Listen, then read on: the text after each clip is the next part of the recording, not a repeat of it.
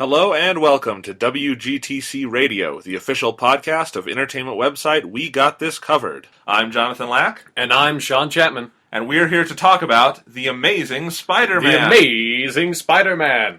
Yes, the new Spider-Man reboot film that came out last week, almost a week ago today from when you're listening to this podcast. And we're going to do a big, if you've heard some of our previous discussions on movies, like last week, Sean and I talked in depth about Prometheus, or should say, shouted in depth. Yeah. I was listening to that. There were some audio spikes on that, boy, I wish I would have thought of before we... But that's what happens. You have to get it raw. Yeah. Anyway, so we're gonna spoil the hell out of this movie, talk about every inch of it, lots and lots to discuss, and I think there's plenty here, especially with us both being big Spider-Man fans and everything, to discuss and sort of to dissect. And I'm excited to get into this discussion. So let's just start with sort of a general overview of our opinions. I saw the movie a couple weeks ago, and I saw it again the other day, just so to refresh my memory. So I've seen it twice, and I really do love this movie. I had to see it a second time to totally confirm that, because one of my favorite things the movie does is that it is a sort of radical departure from what Sam Raimi did. It's a very different film, and that makes it sort of hard to digest right away, because it is a very new interpretation. And after seeing it a second time especially, I really do love this interpretation. I think they do a lot of stuff really well. I am not going to talk about, or I don't really intend to talk about, on a whole, whether this is better or worse than the Sam Raimi stuff. A, it's too soon. Yeah. And B, I don't really... Too soon, man. Too soon. It's too soon, and B, I don't care. It's that I love the Sam Raimi films, I love this movie, I don't need to love them in, competition. That sounds, really weird. You shouldn't have phrased it like that. Okay. You've got some weird, love triangle with the Sam Raimi movie and the Marc Webb movie. Yes. And it's you don't want them to... It's like Mary Jane and Gwen Stacy. Yes. So, does that mean Sam Raimi was dropped off a bridge? I haven't decided which one's Mary Jane and which one's Gwen Stacy yet. Okay. Anyway, so there was a lot of stuff I loved about this movie. We'll get in depth to it. I guess the number one thing I will say, and I think this comes from their choice of director, Marc Webb, who I feel, before has shown he's very talented in his film 500 Days of Summer, just with working with relationships and sort of small-scale human drama and comedy and stuff. And bringing that into Spider-Man I really liked, because I think one of the things that is most appealing about the Spider-Man character to me is the Peter Parker side of him, and sort of the daily life about, going through your teenage years and going through high school and all these sort of trials you go through in life, and the story being a very, very large, heightened analogy for that. And I think Marc Webb really nailed that part of it, and that's probably what I liked most about the movie. But I do think sort of the advancements in special effects and what they've been able to do with the Spider-Man action scenes and stuff were really great. I loved the villain. I loved the way the story fit together. I especially loved Andrew Garfield and Emma Stone. You could not ask for better casting, and there's just a lot of great stuff in this movie. So I really loved it. And Sean, what did you think? I would less call this one Amazing Spider-Man and more Amazing Spider-Meh to me. It's very...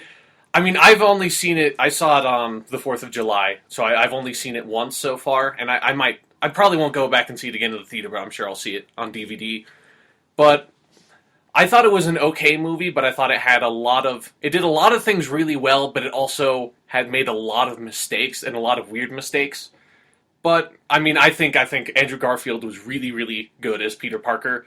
I would probably say he was better than Tobey Maguire. You say you don't want to, compare it to the Sam Raimi movies, and I find myself, I can't do that. I totally get what you mean. But with those two, that's actually the part where I really don't know how to compare it, because they're different interpretations of the character. Because Tobey Maguire is very much the old school, 60s Steve Ditko kind of Peter Parker.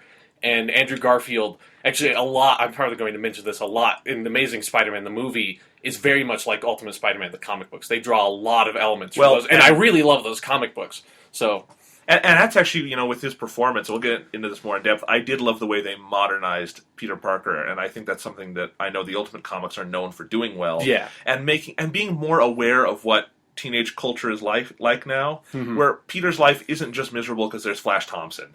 There's a lot of other things at work, and I really like their examination of that. But, yeah, so I think for me, the best parts of the movie by far were probably the first, 30 minutes or so. But basically, the best parts of the movie to me were before he actually became Spider-Man. And then after he started becoming Spider-Man, I think the movie kind of changed a lot and not in a very good direction, and it felt like Okay. they wanted to make a Peter Parker movie and not a Spider-Man movie. And once they See, started I doing thought Spider-Man, it didn't work that well for me. I thought it melded all really well, but we'll get into that more in depth. So those are our sort of general opinions. But I think where we're going to start is sort of going character by character, because that's the heart of this movie. And we were just talking about Andrew Garfield. I was blown away. And I know Andrew Garfield's a good actor. I've seen him in other stuff, and I always thought, man, that's a good casting for Peter Parker. But I guess what I would say is the confidence in this role, it's like none of it feels, when he's on screen, feels scripted or anything. It's just like he is Peter Parker. And there's that naturalism to it, and a vulnerability, too, that I really like. Yeah, I mean, I thought he did a really good job, but it didn't hit me. I just mean, it's hard with. I was thinking about this with Spider. With the Marvel movies, with Iron Man and Thor and Captain America, the casting in those movies were so perfect. Those actors. Robert Downey Jr. is Tony Stark, Iron Man. The casting in those movies are so perfect. And I was just trying to think of who could be Peter Parker, Spider-Man, to have that perfect casting, and I can't even. I think Spider-Man is honestly the hardest. Actually, Spider-Man and Batman are the two hardest superheroes to accurately portray, to bring that the comic book version into reality. And Andrew Garfield had a very much more modern type of Peter Parker. He had a very Ultimate Spider-Man type of Peter Parker, but it didn't what everyone was trying to, when the advertising was coming out. A lot of the fans of the trailers and stuff like that were saying it's oh, this is the witty Spider-Man, this is the funny Spider-Man, this is the Spider-Man I know and love. This is the Spider-Man to me. This is how, what I think the interpretation should be. And I mean, I agree that Spider-Man should be witty and funny when he can be. And in this movie, it didn't even I thought it was weird that it didn't even come out, even though they could have had a really witty, funny Spider-Man, and I could have seen it working. But they didn't quite nail it. Here's what I think they did, though. Well, okay, wait. You're talking about the Spider-Man persona now. I was just talking about him as Peter Parker. I don't think he ever becomes Spider-Man in this movie. He never quite makes that. That's what I think he does at the very end, and that's what I don't like think I don't even think he makes it at the very end. He never becomes Spider-Man to me. Okay. But I like that's one of my biggest complaints about the movie. Well, but that's what I love about the movie, is that it's an origin story in the truest sense, and that it's the entire movie. The entire movie is his. It's also very much like Batman Begins. Yes. To me, like that, where in the same way to me, where the first 30 minutes before he becomes the superhero are the best parts of the movie, and then once he becomes the superhero and starts fighting the supervillain, it's like. Well, I know we have different opinions on that movie too. Yeah. I like that one a little more than you did. But yeah, I mean, but let's take it. I was scaling back. We were just talking about Andrew Garfield's performance. Yeah. And what they do with the Peter Parker character. I definitely do want to talk about the Spider-Man persona and everything once we get there, and that side of him. But just as Peter Parker, I think this is where we have to start tying into the discussion of the sort of parental arc and stuff. Mm-hmm. And I thought I really liked the subtlety of that, and that it wasn't an overblown part of the movie, and it was just another element of sort of tragedy and sadness in his life, where there was never a point where he's rejecting Uncle Ben or Aunt May. Mm-hmm. They're his parents. He says, you make a great dad. They make it very clear. He has no angst of being raised by these people. But there is, and I think when I saw the first scene of the movie again, I think there's a sense that his parents were sort of abandoning him even before they left. Where he's playing hide and seek and they're not there and stuff. Okay, yeah. Yeah. It's something I didn't notice the first time. But I just think there's this sense that there's a part of him that feels incomplete, and I think he's manifesting that through his search for his parents. But in truth, it's just that sort of feeling of incompleteness anybody has as a teenager, because you're looking for your place in the world you're growing up. I would argue any human has right. throughout their entire life. Yes, and that's at the core of what I think Stan Lee wrote, and what a lot of actually the Marvel superheroes have, those identity crises in them. Mm-hmm. And I really like that side of it, and that the movie is this very good archetypical story of. Boy searches for his father, winds up finding himself, and fighting giant lizard monster. Exactly, the archetypes. But they tied that in well, where the lizard, it's about missing pieces and things like that, and how we sort of fill those voids and sort of turn into giant lizard monsters. And even if I think we have different opinions on sort of how they portray Spider-Man himself, which I quite liked, I do, and I think we can probably agree on. I like how they build in Spider-Man being a part of Peter finding his identity. And I think that was a strong emotional undercurrent for the film that Andrew Garfield played with a really tremendous and sort of almost bold amount of vulnerability.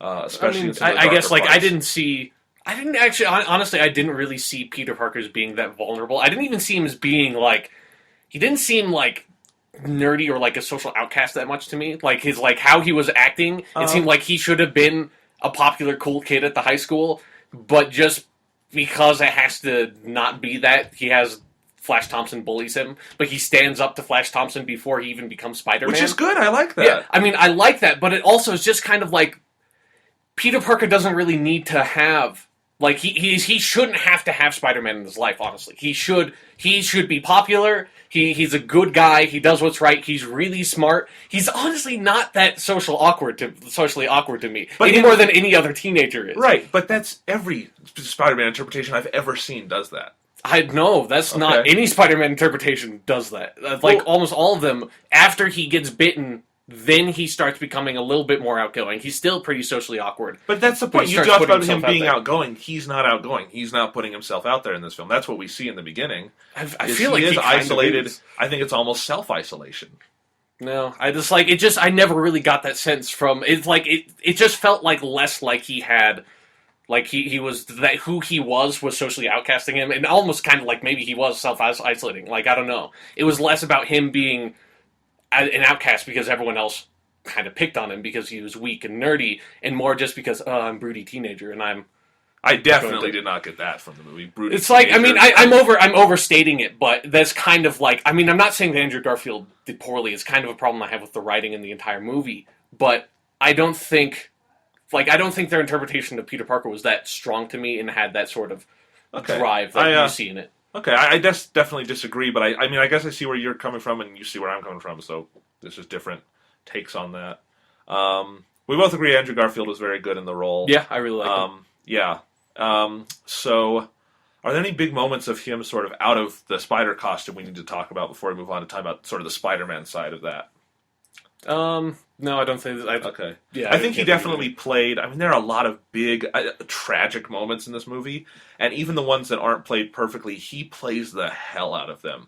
After Uncle Ben dies, after Captain Stacy dies, I called that, by the way. Yeah. I was like, I knew Captain Stacy was going to die in this fucking movie. He had to. Which I really love. Some of the stuff they did with Captain Stacy at the end, good stuff. But anyway, we'll get into that. So let's talk about Spider-Man. Do you want to say your piece about the costume once more? There's too much blue. I just don't like the costume design. Okay, I agree. There's too much blue, especially when there's shots of his back. The arms don't bother me as much as the back. There's too much blue on the back, and there's not enough red there because the entire back is blue, and then there's like that little tiny spider logo on the back. Yeah, I agree with that, but. Something I liked is the material of the costume. I really liked the look of that, and I know that's a basketball. I don't really think it looked like a basketball. It looked like a basketball. Okay, so you didn't like that either? Yeah, it just didn't do anything. I don't know. It looked functional and homemade to me, and I kind of liked that. Yeah, that looked homemade to you? Not homemade. It looked almost. I mean, the material was very similar to the Sam Raimi Spider-Man costume material, and I liked the material on that one too. I'm just saying, but one thing Marc Webb did as director that I liked. Is pushing in further on the costume and scenes. It wasn't like Sam Raimi tended to keep it further in the background. There weren't a lot of close-ups of Spidey in costume, and Marc Webb did a lot more of that. And to be honest, they didn't do nearly as much as Spider-Man 3 did of him taking off his mask at random moments. They did that like every single Spider-Man scene except for the funny scene in the trailer. No, there's like every freaking Spider-Man scene. He doesn't take it off in the entire school sequence. Does he not? In the underground sequence with the lizard, he doesn't. There's the whole scene where he's talking on the phone to Gwen, telling her to get out of Oscorp. He starts off the underground scene with his mask off. Like he's constantly taking his mask off and putting it on throughout the entire movie. But what I was trying to say is in the Spider-Man 3, they just had it off almost in every scene because they wanted to see Tom. And I get the functional reason for that. You don't want the masks covering everything. But I did like the explanations they did in this for why he had the mask. It didn't feel like a random, I'm just taking it off because... It's just like, it just bugs me every time he takes his mask. Because it should be such a big deal every time he takes his mask off. Like, it should because... It wasn't because it was always just like, oh, I've got my mask off. It's like, oh, I'm going to take my mask off. It's like... No. I actually want to fight you on this. So the first time he does that when he's in costume and he takes his mask off and it's a big scene is the bridge. And it's because he's talking to the kid and he's trying to calm the kid down. By the way, that scene totally taken from the last episode of Batman Beyond. That is exactly from the last episode. Yeah, no, that's the entire episode in Batman Beyond is Terry McGinnis Batman Beyond. is there's a kid and he's like in a big fire on top of a building. He's not in a car, but he's trapped and he's going to die. And then Batman Beyond like goes up and he's like, "Kid, come here." He's like, "No, you're scary." And he's like, "Look," and he takes his mask off. And I swear to God, he says the exact same line. It's like, "I'm just a guy. I'm just a guy." He doesn't give the kid the Batman Beyond mask because it probably has like crazy lasers or something in it. I mean, you shouldn't give someone your mask, but it's like it was just something really weird. I have no idea if the writer had seen that episode and actually took the idea, or if it was a complete coincidence. Oh, well, okay. I haven't seen Batman Beyond. I thought it was a really good scene, and I guess credit to Batman Beyond for that. I mean, I really liked that scene. But that's my point. Is it would not make sense for him to keep it on if the kid. I mean, that one's fine, but it's like, and I'm not saying that he's. I kind of said it wrong. He's not constantly taking off his mask, but his mask is constantly getting taken off, and that's just frustrating. And then stays off for long portions of the movie. I saw the movie like 12 hours ago, so I remember all this. The next scene where he takes it off is he's hunting the lizard down in the sewers, and he has it off because he's waiting for the lizard to come out, and he just got it off because he's looking at his phone. When he hears it, he immediately pulls it back on, and he doesn't take it off for the rest of that scene. It's the next time you see his face and when he's out of costume. After that, and I don't think that's a big deal because he's not fighting or anything. He puts it back on. Someone could fighting. look down to the sewer and see him with his mask off. Okay. It could happen. Anyway, it's also all of 10 seconds with his mask off there. Then the next big one, I think, because he doesn't take it off in the entire school sequence, and then the next one is he's fighting the police, and they take it off because he's just been apprehended. That makes sense to me. There's not a random... I still feel like he takes it off at some point in the Midtown High scene. I saw it on Wednesday, so it's been a little while for me. what are the points? But it's like, I just got the sense that his mask was constantly getting taken off. Like, I don't remember every single specific instance. I guess what you could be thinking is, in that scene, he starts it out of costume, but that's because he's at school. But then I feel like he was like talking to Gwen and he takes his mask off or something like that. No, because Gwen comes up and he says, "I'm going to throw you out the window," but he doesn't take his mask off. There's a shot that's on all the posters of him in the Spidey mask looking at Gwen, who's not in a mask, and it's like the contrast there, and that's how it's framed. Okay, maybe I'm wrong, but I'm still saying this, like, I can't remember every single scene where he takes his mask off. But and you know what? Maybe what you're thinking is in the climax... I think in the climax, the lizard comes off like 3 or 4 times, it feels like. Well, at Oscorp Tower, because the lizard rips it off. And then he's talking to George Stacy as he's dying, which he should probably have it off for that. Well, not with what he does to his dying wish, but that's another problem I had with the movie. But anyways. Let's see. So, we talked about the costume. I liked it more in context than I thought I would, because I still think it looked cool and I liked how Marc Webb directed it. I agree, if they want to redesign it, less blue. Other than that, I think it's a solid foundation for a costume. But Spider-Man always has a it's like costume. The solid foundation for the costume comes from the comic books. That's the most solid foundation you can get. Of course, it is. Absolutely. I just imagine what a train wreck it would be if they had to design Spider-Man's costume from scratch for the movie. Right. Last part of the sort of costume is, I think, the mechanical web shooters. Did you like how they integrated that? It didn't really... I didn't really care. Like, I was waiting for... I guess they kind of did something with it at the climactic scene when the lizard, breaks them in that fight. But other than that, it's like there was no real point for him to have mechanical web shooters. Like, it didn't do anything for me. Well, I will say this. I think there's one other scene where he's in the sewers. They won't work underwater for him. Yeah. I don't think his organic web would have worked underwater either. Right. Well, and I guess I liked the mechanical web shooters. One, I did like the design and how they worked, and I liked the actual... Did you see the movie in 3D or not? Yes, I did. IMAX 3D. Okay, cool. IMAX, it was really cool on IMAX because the last part of it was all in full IMAX. Mm-hmm. That was neat. But I think one of the things, I guess I noticed it more in 3D than I did in the 2D version. Is that they would web into the camera a few times? They didn't do that all that much. They did it like 2 or 3 times. Anyway, what I'm saying is you can see details more that way. And the physical design of the web itself looked cool and different to me and definitely mechanical in a sense, and I liked that. But one of the things I was going to say about how they integrated the mechanical web shooters is... and this is a good way they differentiated the origin, is the Sam Raimi films, the origin is all sort of based around the organic web that he develops, as it should be, because the web's organic in that film. That's what he's learning to use.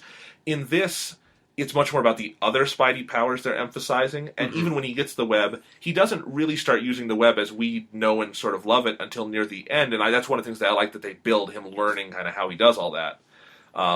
So I just thought they used it in a slightly different way, and I thought that was cool. Yeah, I mean, I was just like waiting for the entire movie for the scene where he runs out of web fluid, and it never happened. Oh, they'll do it in the sequel. This is a busy movie. It's just like because in Spider-Man comics, I swear to God, like probably at least 50% of every single Spider-Man comic I have ever read, not including like the more modern like serialized Spider-Man stories where they don't do it because they don't need to pad it out. But the old like one and done, like one story in one issue Spider-Man stories, they would have to they would come up with a story that clearly wouldn't fit the entire issue, so they'd have to pad it out. So every single freaking Spider-Man story was Spider-Man starts out swinging around town complaining about his personal problems, like I don't know, Electro shows up in town and is trying to rob a bank or something, and Spider-Man gets in a little fight with him, and Electro tries to run away, and Spider-Man's about to go after him, and it's like, oh no, I don't have any web fluid, so now I'm going to spend the rest of, like, the middle portion of the issue dealing with my personal problems, and then at the end, I'm going to, I missed it, he put a spider tracer on Electro at the beginning fight, because he does that for everyone,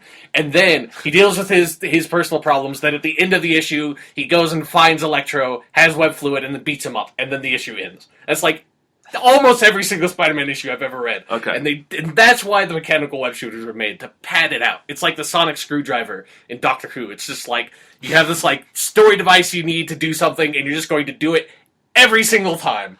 I am positive they'll do it in movie 2 when they have more time for the actual Spidey material. That, you know, I'm sure they'll get into that. But or Amazing Spidey, too. We're going to have to start differentiating these. Yeah, whatever they call it. Yeah. Let's see. So, I guess... I do also want to say something that I thought was really weird, was that he buys his web fluid from Oscorp.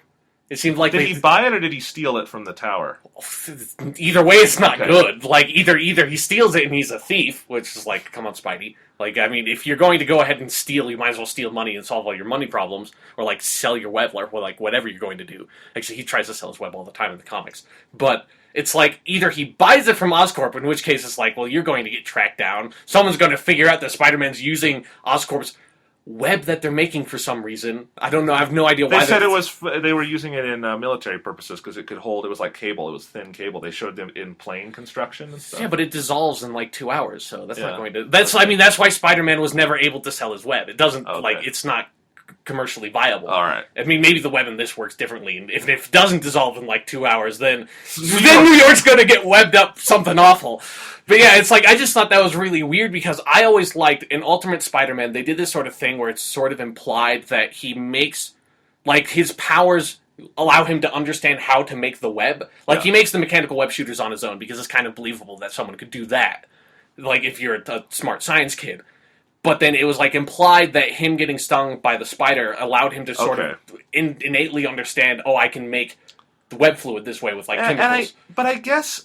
I just thought it was, like, a weird choice to explain how he gets web fluid. But they didn't he buys it from Oscorp. But they didn't really explain it. They kind of glossed over it, I think. Yeah, but it's like... But that was the hint of an explanation they gave was not a good one. If it's like you want to gloss over it, you can just have him, like... It's like, and like just make it like through science bullshit. He doesn't need to. But I did like the building of the mechanical web shooter scene, and I like that they did a little bit of foreshadowing where he's built the little mechanical device for his door that locks it.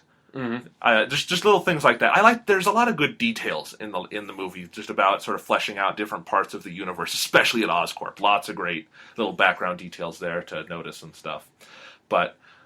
Okay, so we still got to talk about Spider-Man. You say you don't really like the depiction of Spider-Man himself. So it's like I'm not saying that I really don't like it. I mean, it's fine. It's just, I mean, it's just like I didn't. It's weird because I felt like they wanted to go more Ultimate Spider-Man, more very witty, funny. Like that's kind of like what they wanted to do with Spider-Man. And then they had, like, the one token scene that's in, like, every single trailer. And that's, like, the only scene where he's really like that. Then he, like, kind of throws out a few quips, but you can't really hear it. It's like, none of them are really funny. I thought that scene was really weird. Like, in context, it seemed kind of psychopathic to me.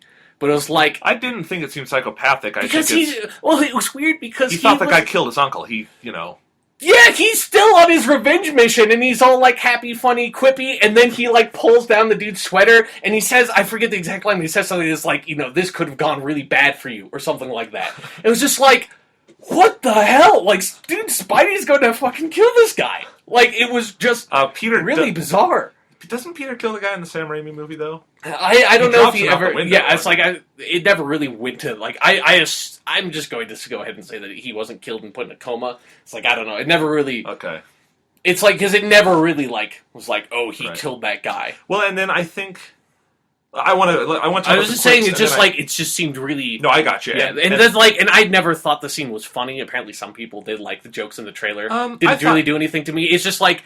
This is the only problem with Andrew Garfield's performance is when he did try to do those few little, like, kind of witty, funny things, it came across as, like, douchey and mean-spirited. Well, was that the funny. writing or was that Andrew Garfield? It's like, I can't tell. Like, it's like, because a lot of the problem with the movie is the writing. And I'll say this. I don't think that was a fantastically witty scene. I liked it functionally, and I think what I would say about the quips and stuff is...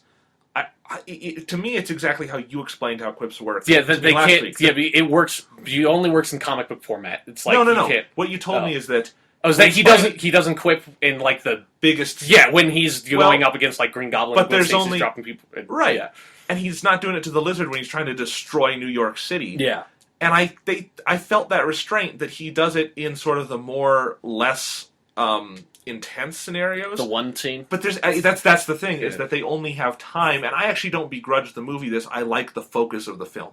But they only have time for one montage of him hunting criminals and everything. And again, I don't mind that, but it does make me question sort of how they introduce the quippy side. I think there's a good foundation here for how they can develop that in film too. I think they can fix it, they can make it better, because there's going to be more time. You can have an opening scene with him stopping a bank robbery and being a jackass and making fun of people, and then you've got that good. It's just this movie has less time to do all that, but I think they did it well. Like, I think my favorite action scene, bar none, in the film is the school fight. I think there's a lot of great stuff in that, and he really does feel like Spider-Man to me, where he is doing some quipping, but it's not too much because this is an intense scenario, but enough where he is a little lighthearted, like, I'm going to throw you out the window now, and stuff like that to Gwen, where it's just sort of that Spider-Man attitude he has felt really tight in that scene to me. It's like, it's just like it didn't, I mean, and I'm not saying this is like a really bad thing. Right. Yeah, it's just like, because it felt like that's what they were trying to tell me, was that they're doing the comic book Spider-Man, and that's how he's going to act, and that's going to how he's feel,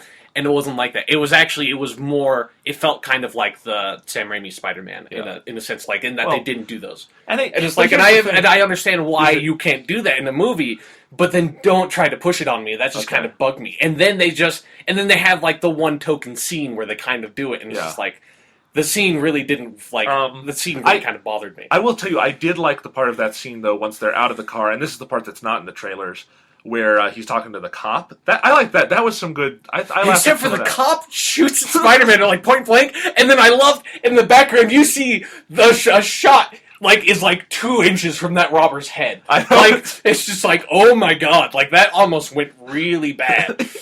There's an alternate cut of this movie that ends really quickly. This is like, bam, the guy just gets shot in the face and Spider-Man gets locked in jail because he's responsible for killing someone. But I do want to talk about this. So we've talked about sort of the Spider-Man persona and all that. But the actual sort of way he gets into the origin. And I guess we have to start with talking about how they handle Uncle Ben's death. What did you think of that? It really fell flat for me. That scene, like, it just, like, it felt like it was an afterthought, like they killed Uncle Ben because they have to kill Uncle Ben, and then, like, kind of went away after. All right. I mean, he goes after his killer, but then once the Lizard shows up, it's like, I didn't feel like the ghost of Uncle Ben was hanging over him or anything. I think there's multiple ways to talk about it. Sort of how I saw the arc of it, and especially the second time, is that I agree. I think there's a clunkiness to how they handled the death itself, but everything before and after it and the reactions to it, I really liked. I liked how they set it up with Peter sort of being too embroiled in his own issues and his own sort of things he's working through, and he's not letting people, help him, and especially Uncle Ben, he's sort of holding him out at arm's length, and that contributes to his guilt. And so even though I think there were some clunky things there, like why does the guy in the shop ask Peter to help him? He hasn't. They're doing the wrestling scene without the wrestling. Yeah, it seemed like the whole thing seemed, that whole like scenario felt like they were kind of trying to do something different with it, but they couldn't quite come up with as good a scenario. And like, I think the weirdest part of like the whole thing is that he's at the store or whatever, and he's trying to get like buy milk or something. It's like he doesn't have all the money, and then the dude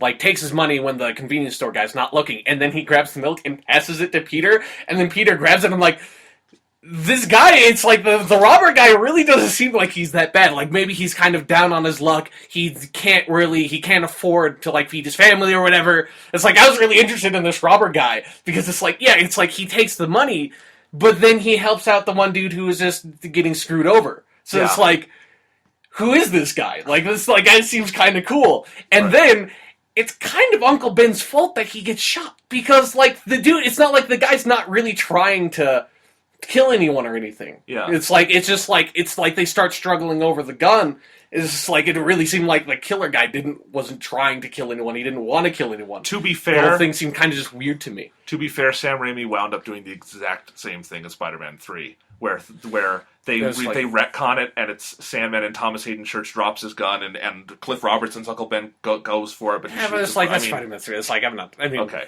It's like it's just like I don't.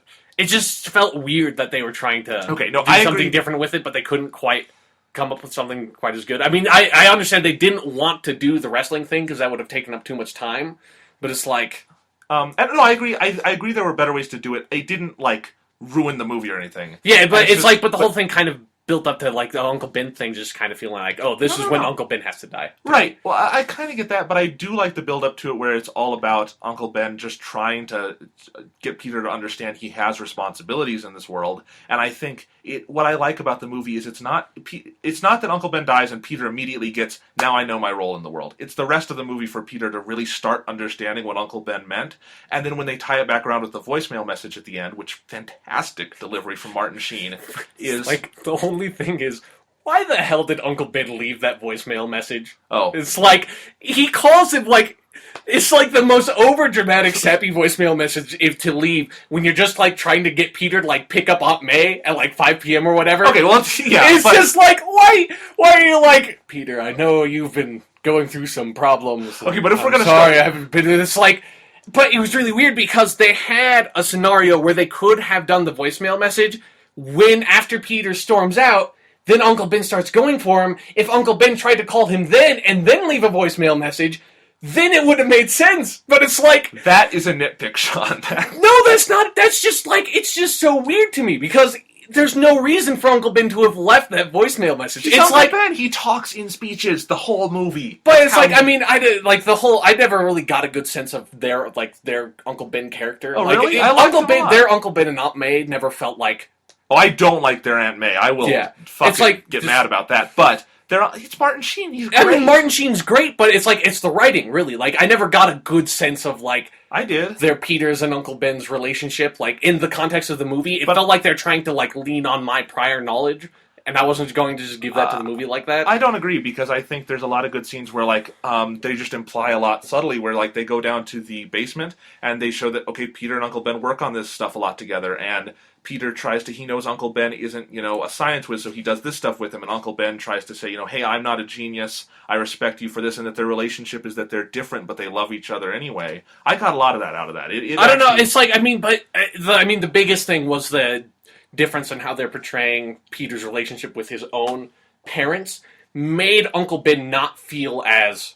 because Peter says the thing that's like, oh, you're a great dad, but I didn't really buy the line. Like, I didn't really feel like that version of Peter Parker felt that way with Uncle Ben. It never seemed like that to me. But I did, because when the first time he sees Uncle Ben, he's there, he jumps in to help him, and he's, just had this bad day, and he goes down, and Uncle Ben immediately recognizes, hey, you got hit, and Peter, is very sort of grateful that he can talk to this guy about that, and I got that relationship that it seemed very close. I agree. It felt like nephew and uncle to me, and not father and son. Okay. And that just kind of bugged me, because it's like, it didn't feel like Peter had this super close tie with Uncle Ben. It felt like, they were family, they loved each other in that sense, but it's not like, it wasn't really close like Peter and Uncle Ben in the, like, Cliff Robertson was a much better Uncle Ben to me. in the Sam Raimi Spider-Man. I mean, he was. They're never going to be able to top Cliff Robertson or Rosemary Harris or anything. But I honestly think I was actually way more impressed with Martin Sheen and how they wrote and depicted Uncle Ben in this than I thought I was going to be. I will say, because I didn't expect they were even going to be able to live up to Cliff Robertson at all. I thought they came much further than I thought they could. And I think, again, a big part of that is Martin Sheen just sort of has that Uncle Ben air to him. Although I also have, for me, my basic exposure to Martin Sheen, like now, not like his older movies, is that he does the voice of the elusive man in Mass Effect 2 and Mass Effect 3, who's like kind of like the villain character. Oh. It's a very different type of character. Whenever I see Martin Sheen, I think of the elusive man now. That's not Spider-Man's fault. Yeah, I know. It's just like, I'm just saying, it's like, that's kind of, you're saying you get this very like sort of grandfatherly, like uncle vibe or whatever. And it's like, I get this like genius sort of behind the scenes manipulating things for the sake of humanity, but going too far kind of character. And it's like very different senses. Man, if that's how they depicted Uncle Ben in that movie, it's like Uncle Ben's really the Green Goblin the whole time or something. Yes, that would have been great. The guy in the post-credit scene, that was totally Uncle Ben in disguise. Yes. No, that would have been funny to hear Martin Sheen deliver that dialogue. Did you tell the boy the truth about his father? No. Anyway, what I was trying to talk about before we got really sidetracked here is sort of how they depict the origin and stuff. So Uncle Ben dies. We both agree that scene was clunky in its execution, but I did like the follow-up to it and sort of the arc from how they get to each point in Peter's development, and that he becomes Spider-Man out of a sort of flawed understanding of his relationship with Uncle Ben. Like he becomes Spider-Man out of a sense of revenge, and he goes, yes, he is revenging people, right? But he's still, I mean, it's not. Some people have tried to suggest it's like he's just become a blatant psychopath in those scenes. I don't get that because he's still delivering them to the police. He's not. I don't think he's a blatant psychopath. I mean, he's not a superhero. He's a vigilante. No, and that's what I like is that he's never a superhero. No, because they start at that point, and then this is what I wanted to talk about: is they get to the scene where he's having dinner with Captain Stacy and his family, and Captain Stacy's mad about Spider-Man. And what I like about that scene, and what I is that they just start arguing like out of nowhere and just start shouting at each other. No? That scene did not build up properly to me. Okay, it's like they just started like shouting at each other. It's like why are these two people so mad at each other? But what I'm trying to say is that in that scene, what's interesting to me about that scene is Captain Stacy's problems with Spider-Man are correct. And Peter has to hear that and then sort of get this sense of responsibility from that and from how others are perceiving him. And then once he sees the Lizard, it's the encounter with Kirk Connors and all this where he learns what it means to be a protector and a superhero and all these things. And that, to me, is the arc of the film. Well, I mean, no, because he doesn't fight the Lizard because it's the right thing to do in the sense that it's like he's a superhero and he's not doing superheroic things. It's because he's directly responsible for the Lizard being the Lizard. And it's like he's doing it out of that sense of responsibility, not out of this larger sense of responsibility to use his powers to help people. But when he's out on the balcony after that, he does not have to go where he hears the sirens. And after this conversation, after this turning point, he's decided to do that. That is a difference. I guess like it didn't like. I mean, he might have been. I mean, because he's Uncle Ben's killer's still on the loose for like the entire movie. He never gets caught.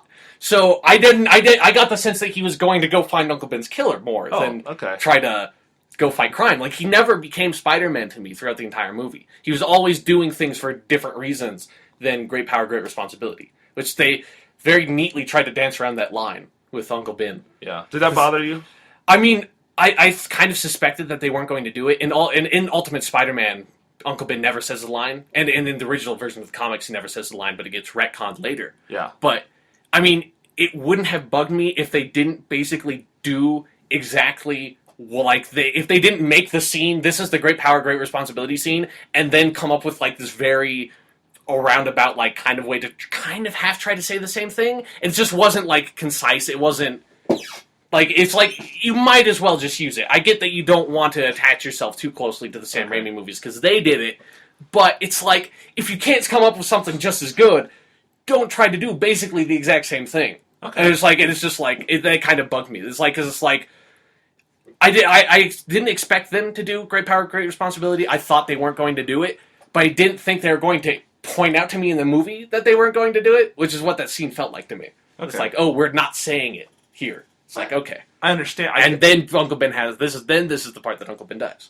Okay, I guess that didn't bother me as much, but it did. I do agree that there were probably it just kind of took me out of the movie for a moment because it was like. Well, here's the question: it honestly felt like the first draft of the script or whatever did great power, great responsibility, and they're like, we don't want to do that because Sam Raimi movies did it, so then they rewrote that dialogue. That's what it felt like to me. All right, no, I get that. Have we talked about everything Peter Parker Spider-Man? Do you think? I think so. Okay. Gwen Stacy.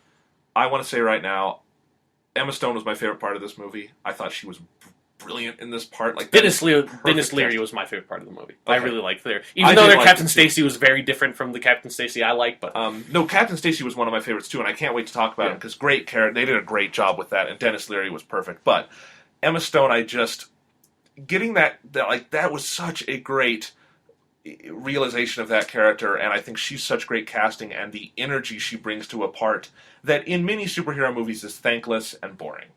I think the Spider-Man movies have always done it well. Yeah, because this is kind of the point. This is like, it's not like Batman where it's like, you don't need to give Batman a freaking love interest. Well, but even then, there's a lot of superhero movies that feel the need to have the love interest, and it's not like a highlight. Thor, it's definitely felt like Jane Foster was just kind of there to have the love interest. And Natalie Portman was good, because it's Natalie Portman, but it's just, it was there. Yeah. And that's what I'm saying, is that you can always verge into that, and I think Emma Stone and and sort of the arc they did with Gwen Stacy, I just think they did a really good job justifying that character, and I loved every scene she was on screen. I think she and Andrew Garfield had incredible chemistry, really great casting, and I think they've said before, Marc Webb was very adamant on these characters had to be cast as a pair. Mm-hmm. If Andrew Garfield didn't work with Emma Stone or vice versa, both of them would have been out of contention or something, it was that sort of thing.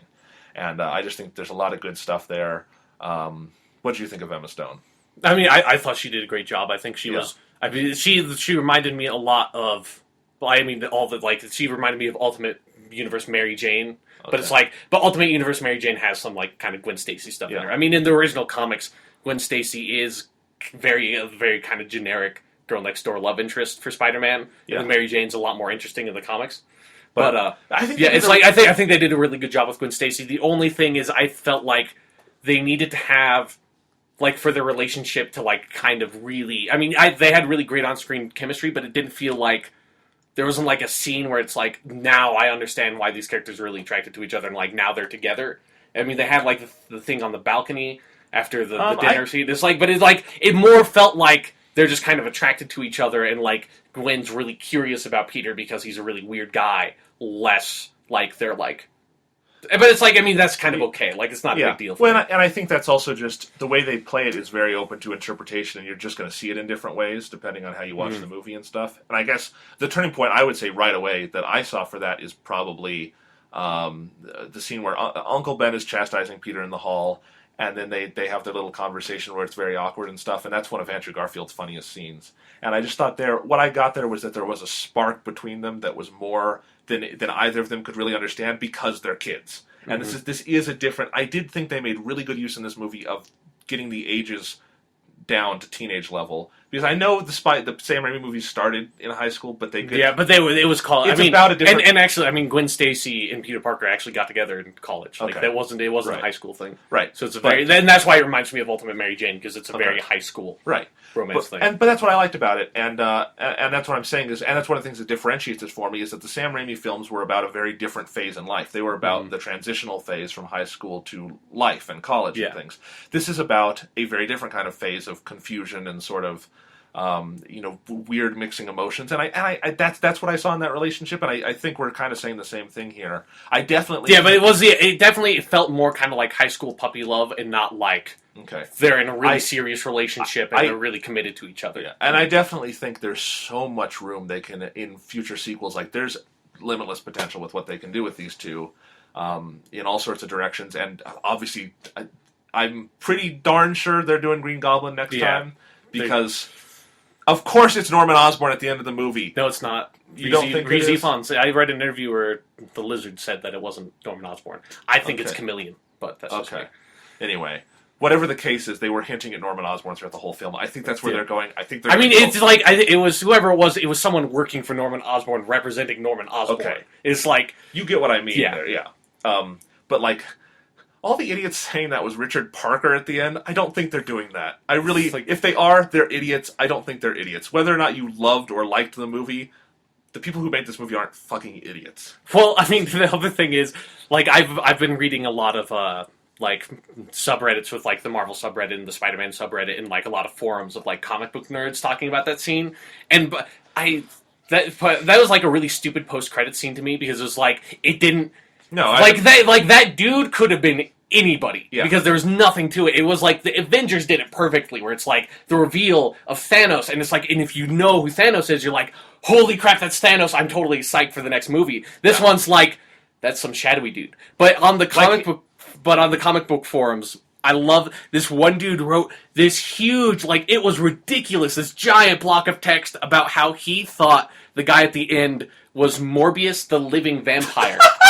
I was just like, there's no way. That guy deserves a high five. And it was the longest thread I had seen. Like, there were a lot of other people saying it's like, oh, it's Mysterio because he pops in and out. It's like, I don't think that's Mysterio, but it's like, I can see why you'd think that. Or there's a lot of people saying it's Electro because there are lightning bolts, but it's like, that guy did not look like Electro.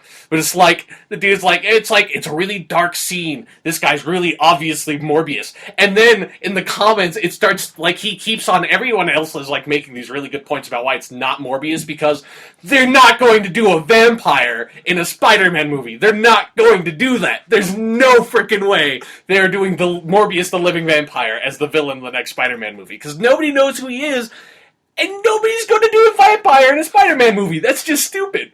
But, like, so all these people are pointing that out, and the guy keeps on, like, defending it and reiterating, it's like, it's Morbius. And then it comes out that the first Spider-Man issue you ever read had Morbius the living vampire as the villain. So apparently, like, he has this huge attachment to him. It was just one of the funniest threads I'd ever seen, because the dude was so adamant. It's like, it is Morbius. I am telling you, it's Morbius. And it's like, I mean, to be honest, it's sort of like, this is something I like about the movie, but it's very much, they're trying to ground it in a certain level of reality, and that just means there's certain villains they can't and shouldn't do. I mean, even the Sam Raimi movies, nobody's going to do a vampire as a villain. I mean, even though Morbius isn't quite a vampire, but he's basically a vampire. Like, nobody's going to do that in a superhero movie.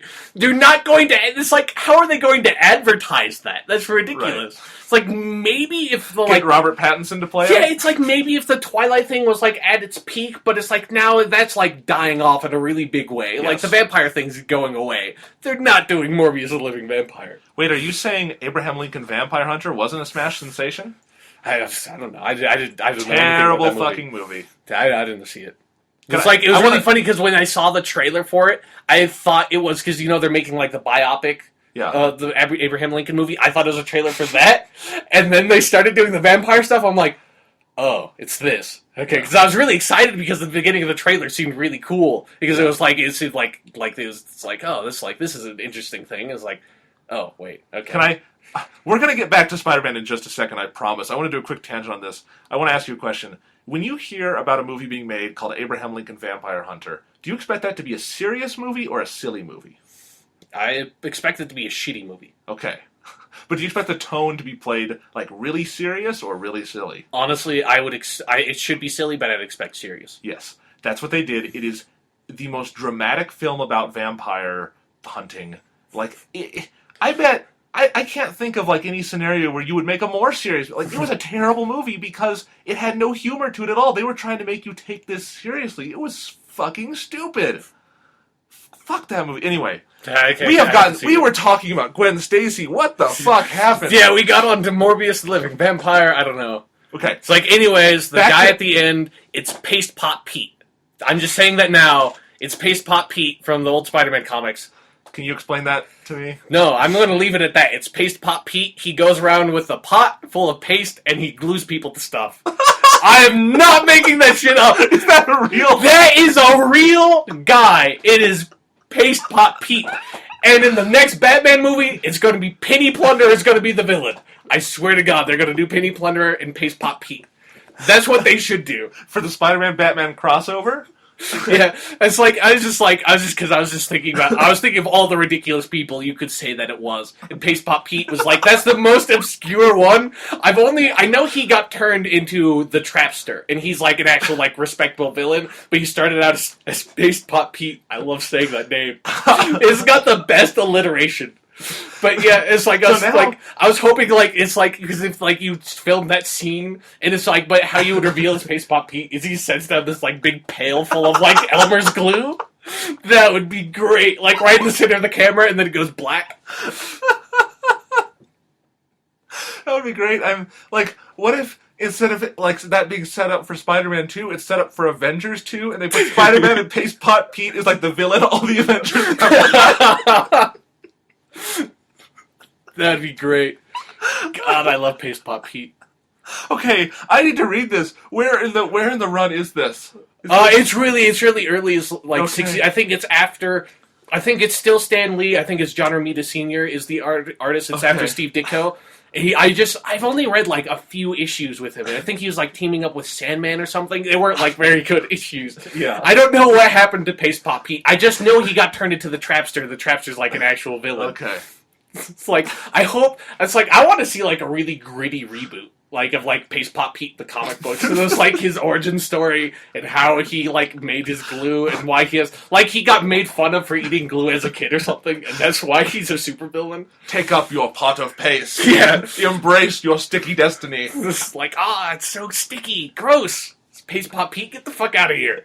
Like who's gonna team up with Pace Pop Pete? I can imagine Joss Whedon making that like Dr. Horrible style. Yeah, it's like the guy whose powers he makes everything moist. Moist, yeah. Anyways, Okay. we're talking about Gwen Stacy. In the middle of Gwen Stacy, we got into an in-depth examination of the post-credit scene, so we're not going to talk about that again. Yeah. We were talking about... Shitty post-credit scene. That's not how you should make them. Yeah, I don't think that was a great one, but I don't really care. Anyway, Emma It Stone... just seemed pointless to me. So we have a little more to talk about with Gwen Stacy. I do personally feel, and I want to throw this out there because I actually want to discuss this a little bit. I think Emma Stone's Gwen Stacy may be my favorite just depiction of a superhero girlfriend in one of these movies, and I'm trying to think of the only one that comes close Pepper for me Potts. is Pepper Potts. Yeah, I like Pepper Potts more. Okay. And I think I could like Gwen Stacy more given sequels, but just given this movie... But Pepper Potts has had 3 movies now Yeah. to do her But things. even then, even just I think Iron Man 1, I would have said Okay. Pepper Potts more. Well, she's definitely a bigger part of it and more on equal footing and stuff. But she's definitely close for me, and I think that's pretty amazing. Amazing Spider-Man. Anyway, but no, I thought it was pretty spectacular. yes. I So thought it was ultimate. okay, but Sensational. yeah, I think we talked about pretty much For the everything. neighborhood. Anyway, I just think Emma Stone really nailed the very humorous and sort of lighthearted sides. But then I think there are some dramatic scenes where she's great. She has that speech where she's explained to Peter how it's hard for her to have to watch her dad go out. Yeah, you know? I like that scene a lot. Yeah, Like, I like that I scene. think it's just cool for a movie to devote that much time to the female character and really dimensionalize her like that. And then kind of, you have to start thinking about Peter in different ways because of that too, because what's he doing to this person? And Yeah. there's interesting issues at play there. But we need to talk about, I guess, the biggest point of contention we have here is that Peter tells Gwen he's Spider-Man. Shouldn't. You don't like that. No, that's wrong. I'm going to let you do your rant. It's wrong. I liked that because it's fucking different than every other goddamn superhero movie where they have to keep it under wraps for 2 or 3 movies. I like this. It allowed them to have so much more chemistry than if he was keeping this giant secret from her. And more than that, the scene where he reveals it, I thought was spectacular in every conceivable way. Just a great movie moment that I will always remember, and I really liked that. No, I thought the whole thing with like the web that was too smooth for Peter Parker. Peter Parker never would have done that. But Spider-Man makes Peter Parker, confident. It's not like that. Not like he's not romantically confident. That's why Peter Parker always has romance troubles. That and his girlfriends get thrown off of bridges. But yeah, it's just like I didn't think it would really bug me. But it really... I mean, and it's not just that she knows, because Gwen never knows in the comic book. She never finds out that Peter's Spider-Man. Yeah. And it's one of the things that kind of made their relationship interesting. And Mary Jane doesn't find out for a while, but then when she does find out, you kind of understand why Peter Parker can be with Mary Jane more than he would have with Gwen Stacy. Yeah. But it's just like... It felt so casual. Like, it didn't feel like he should... Like, Gwen Stacy earned finding out that Peter Parker is also Spider-Man. And I guess it kind of makes sense because he's still a senior in high school. It's like he's just starting it off and he hasn't really faced off against a big villain yet. But it just feels so wrong just going out and being like, oh, by the way, I'm Spider-Man. Like, it's just like, But like, I think they built up to that. that this was sort of eating away at him, especially with the dinner scene where he's trying to talk to Captain Stacy about it and he can't. And he needs to unload this on someone. And he loves Gwen. He trusts her. He can't... I guess he... I don't think there's any circumstance where Peter could ever tell Aunt May that, is the thing. Yeah, Aunt May has to find out on her own. I Yeah. think she does in the movie, basically. That's kind of what it felt like it was implying to me. And I'm kind of fine with that. Well, and I always thought we had Although this last discussion- time Aunt May found out that Spider-Man, or that Peter Parker was Spider-Man...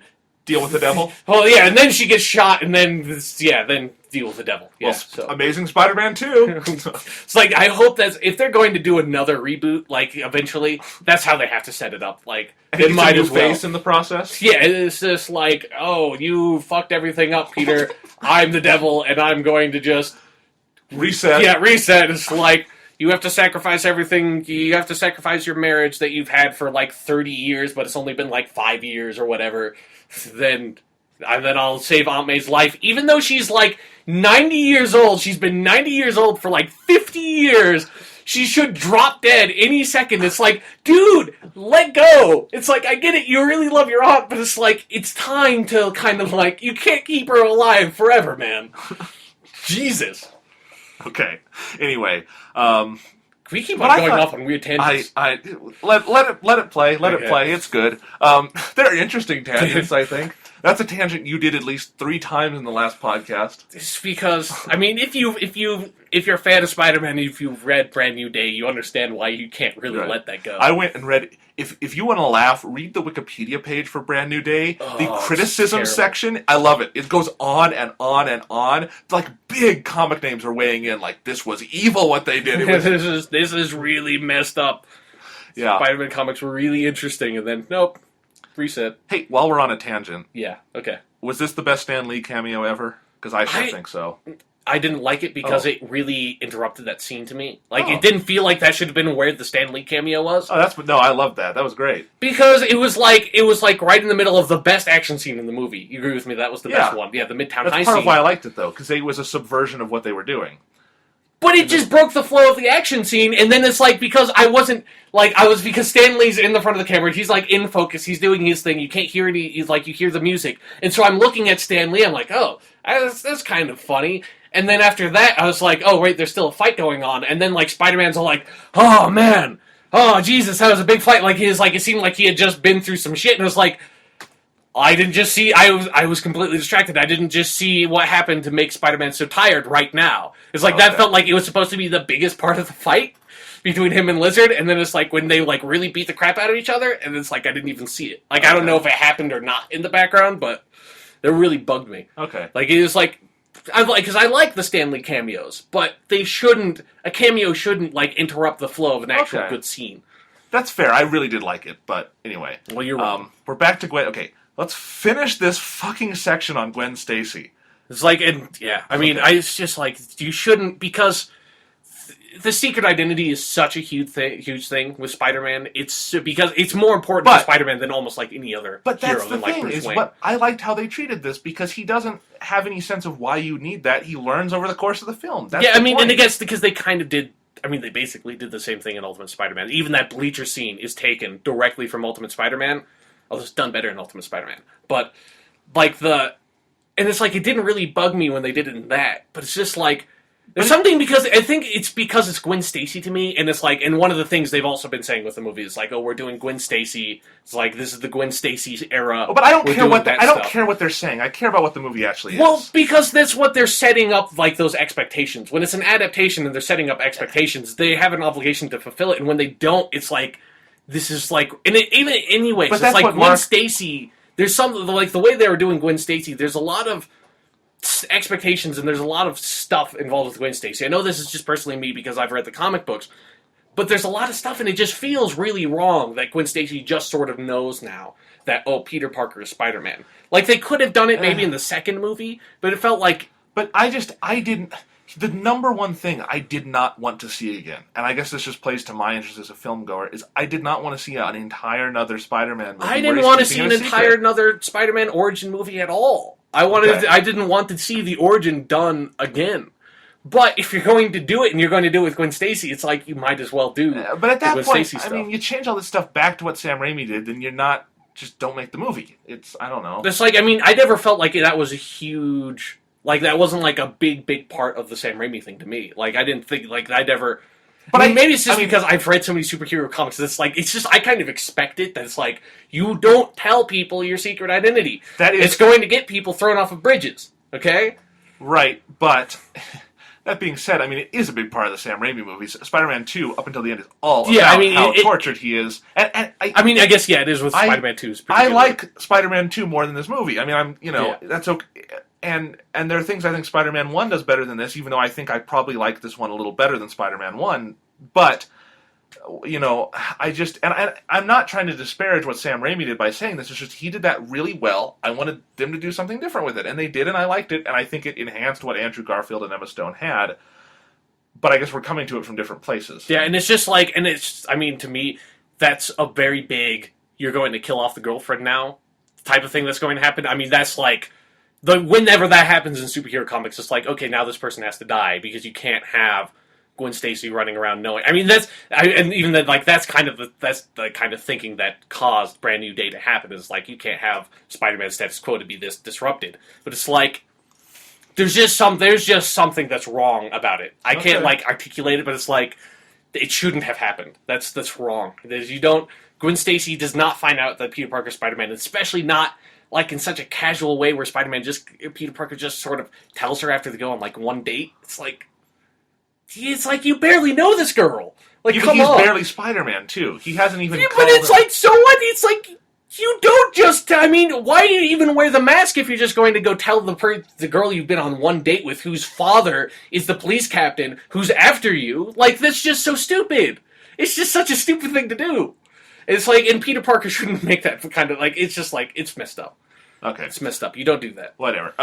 Speaking of the police captain, you want to talk about George Stacy? I think we both agreed before the movie came out. We were like, it looks kind of weird that he's going to be after Spider-Man like this. But I thought the way they integrated it and that they gave him an arc in the movie where he really does change as a character by the end, and he sort of helps Peter discover his Spider-Man identity.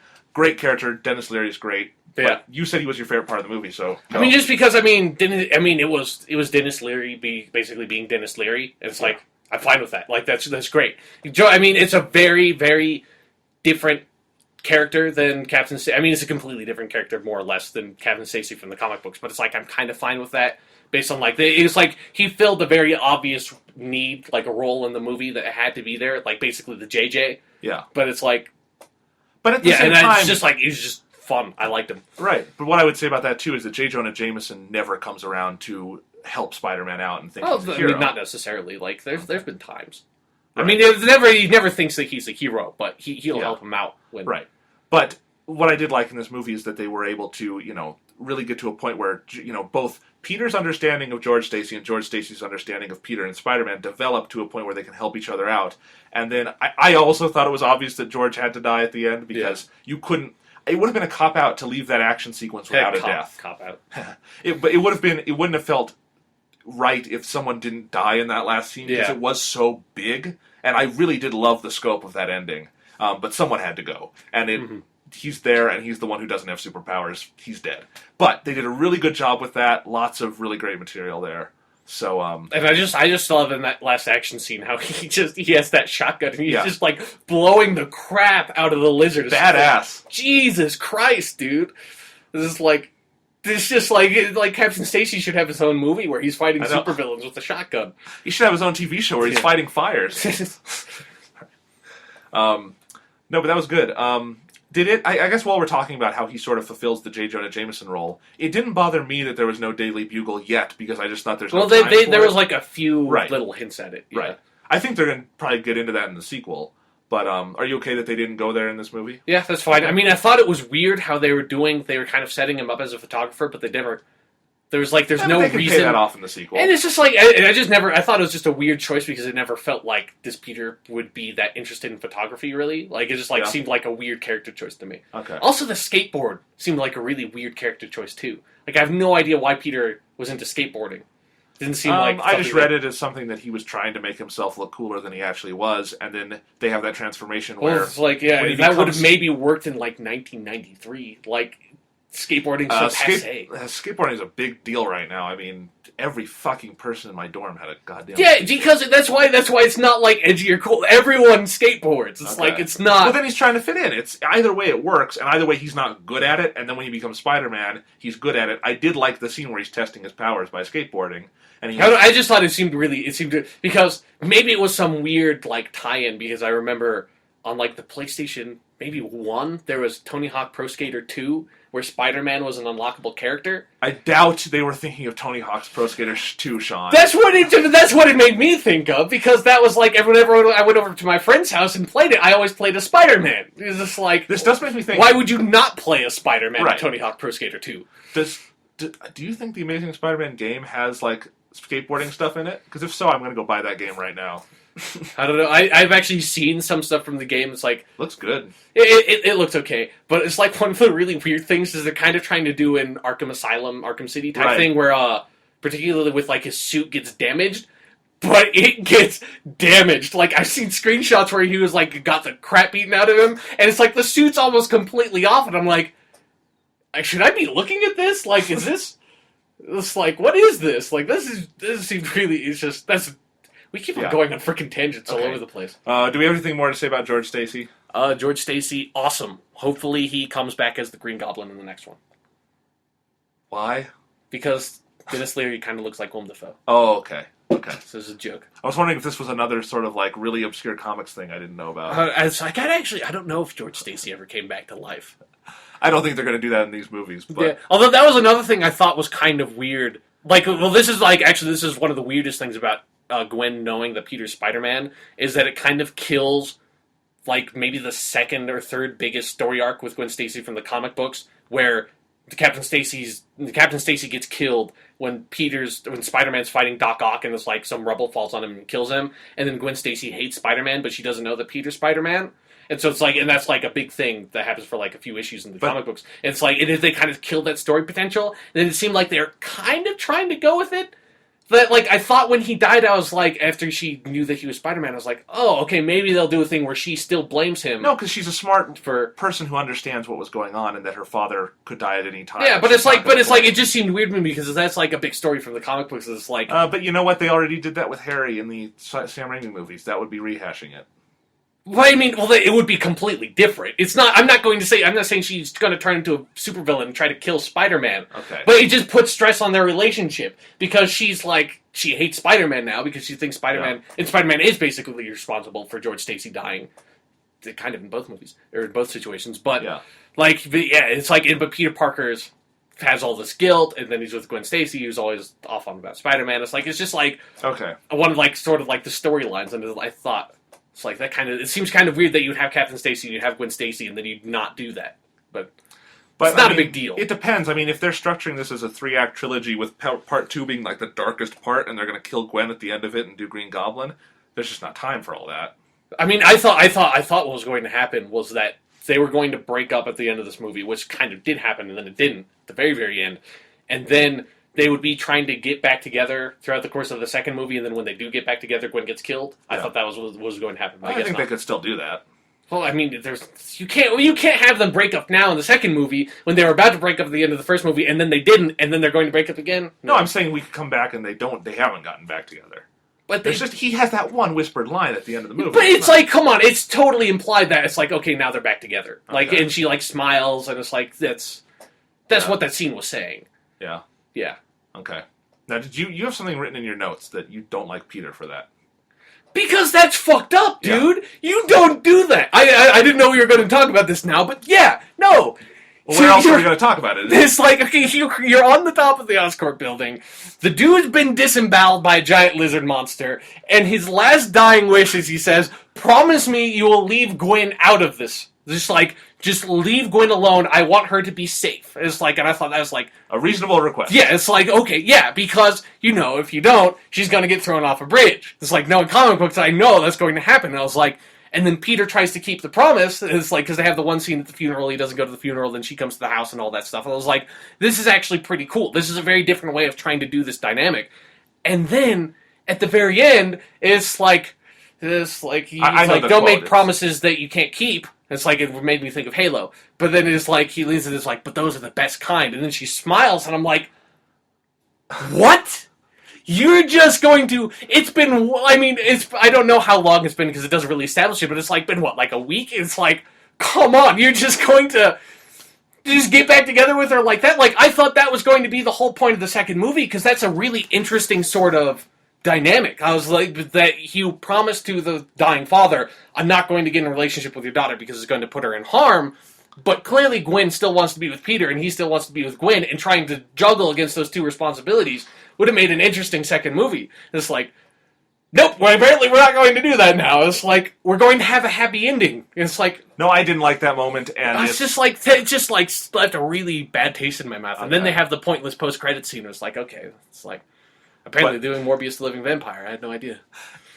Did you like, though, how we were joking at the end of our Spider-Man podcast about, it's going to end with him shooting Webb at the screen and going, whoop. It did end with him shooting Webb at the screen and going, which was a good ending, I thought. Yeah, but it was like, it's like, oh, God. And then also they did this stupid thing where it's like, they did the teacher was talking about, it's like, a lot of people say there are only 10 kinds of plots, but there's only one kind of plot, and it was like, there's the origin story, and then the plot where the supervillain tries to turn everyone into the supervillain. Like, it's like, you do realize it's like, you shouldn't be talking, it's like, it just seemed like they're kind of pointing out the fact that the plot is basically the same as, it's like, you take, like, the first half of the Sam Raimi Spider-Man movie, and then the last half of Batman Begins, or every Lizard comic ever, take those two plots and put them together, and that was the plot of this movie. It's like... Okay, I wanted to talk about the Lizard now, because we haven't, that's the big, last big character.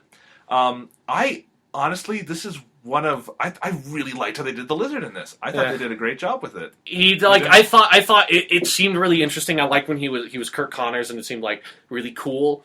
Like, I like Reese Ifans. I thought he did a really good job in the role. But, like, especially when he becomes the Lizard, I was just like, I really lost the sense of why, like, he was doing what he was doing, or, like, what really happened. Because he's a frustrated scientist. Yeah, but it's like he just... Well, no, it's because he injects himself with lizard juice and he becomes insane. It's basically what it felt like. It's like, okay, that's... And then I didn't get that. But that's what happens. I mean, he goes crazy. He's, like, killing people on the bridge. He becomes, like, addicted to the stuff and keeps on injecting it. And then he tries to turn everyone into lizard people. What about that? Isn't he just goes insane? Okay, well, he's gone insane, but he's a giant fucking lizard. I mean, what? Well, yeah, but it's just, like, he had no... But I thought... I just had no sense that it's, like, this is, like, of course this character would be doing this now. Like, this totally makes sense. Like, it just felt like this is what the supervillain has to be doing because he's a supervillain now. No, I got a sense that this was what he... I got a very organic sense out of it, and it was that he is a scientist who's worked his whole life for these things. What happens to him is this tragedy where it's what he thought was finally successful after decades of trying was not, but he's going to tell himself it is, and he's going to just soldier on with it. And it actually, to me, echoed the Doc Ock stuff in Spider-Man 2 a lot. Yeah, I mean, it seemed like they were trying to do Doc Ock, but I thought Doc Ock was done a lot better. Okay. The Doc Ock stuff made more sense to me. No, I really liked how this was done, and more importantly, I liked how closely it tied into Peter's story. And I really like that, because that's something that gives this a leg up over Sam Raimi's Spider-Man 1 for me, is that the Green Goblin is sort of off in his own universe for a lot of Spider-Man 1, and here... It is very tied to Peter's history and Peter's own emotional issues that are sort of reflected in Dr. Connors, and that Peter has a very emotional investment in not just, stopping this guy, but helping this guy. And I thought there was a lot of good stuff there, and I really liked how they visualized the Lizard in action sequences, and I liked... Yeah, I thought the Lizard effects worked pretty good. Yeah, they were pretty seamless, I thought, actually, because they didn't look good in the trailers, but...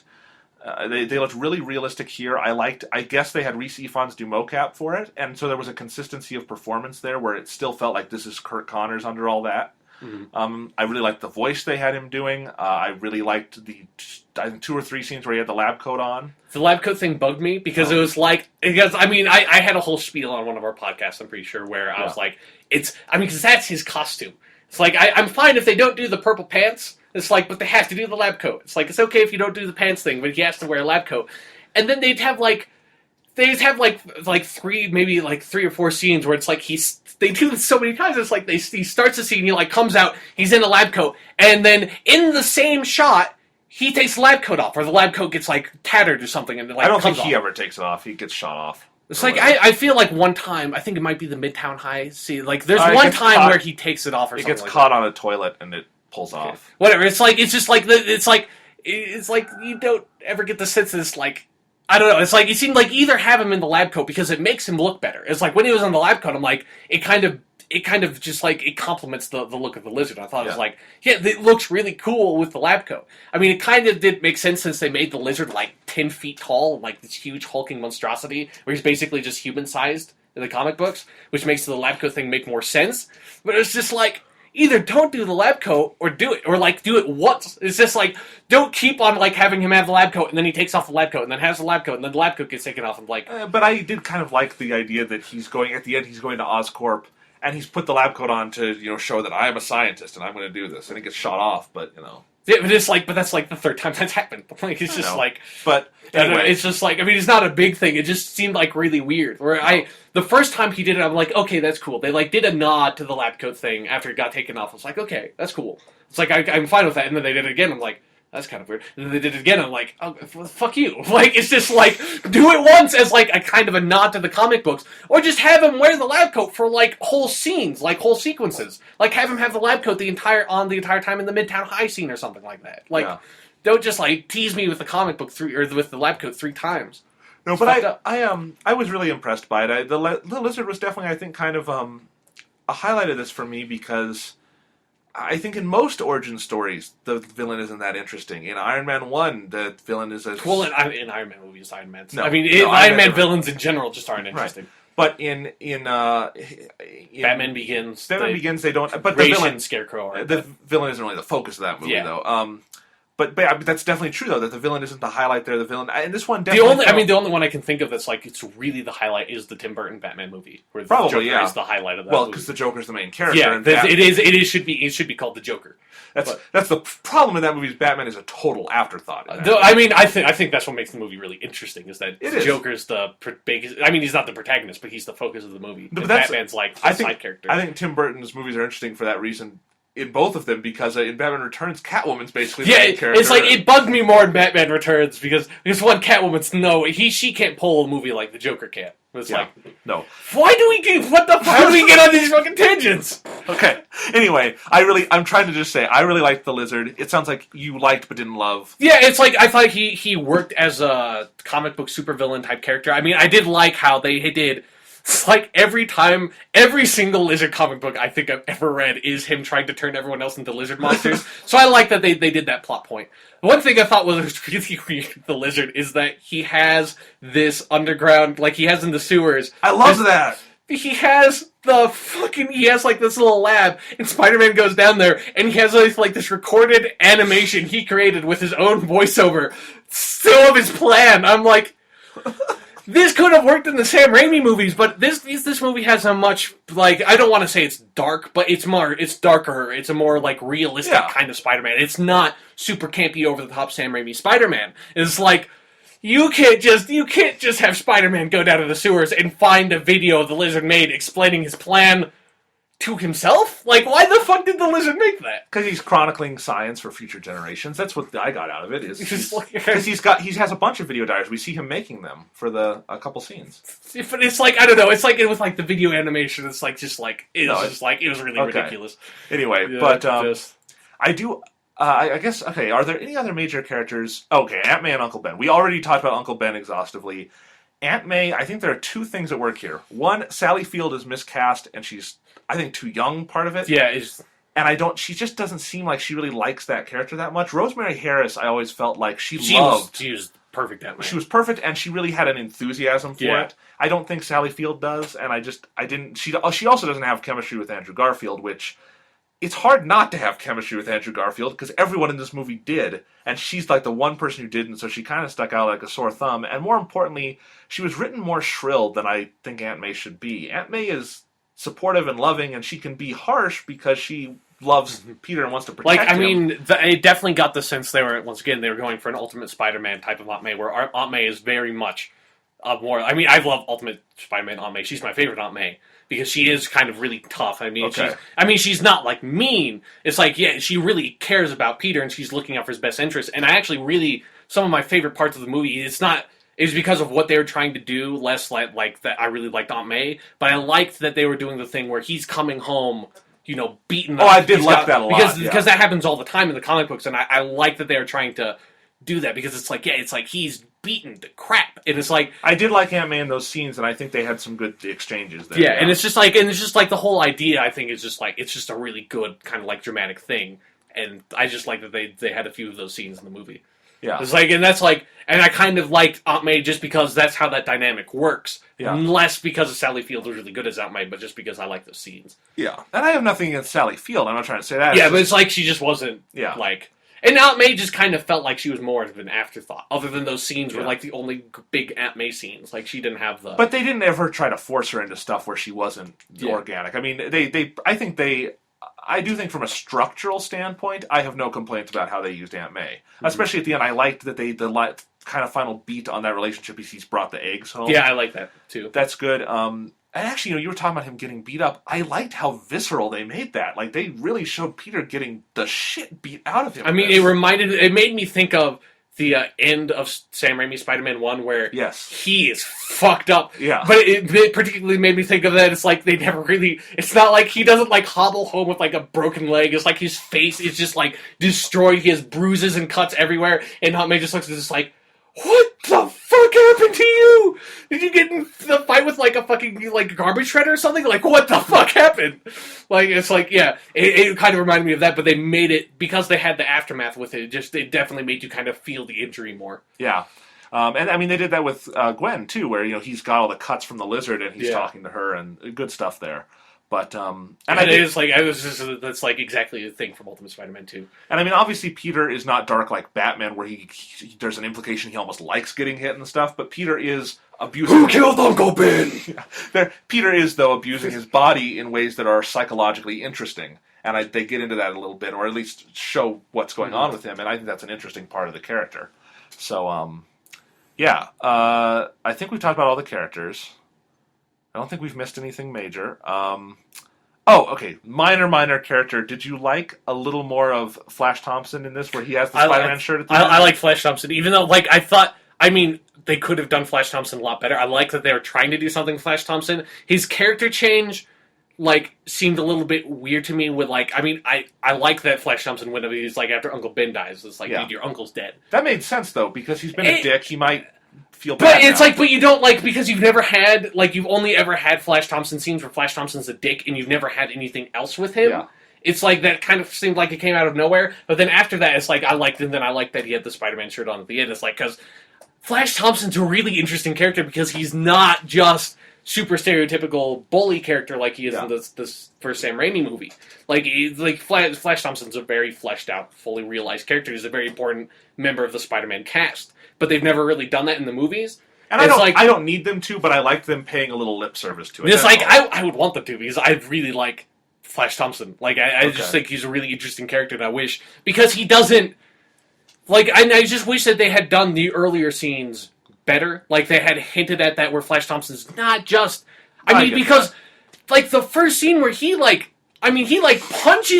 punches Peter full on in the face, knocks him to the ground, and kicks him while he's on the ground.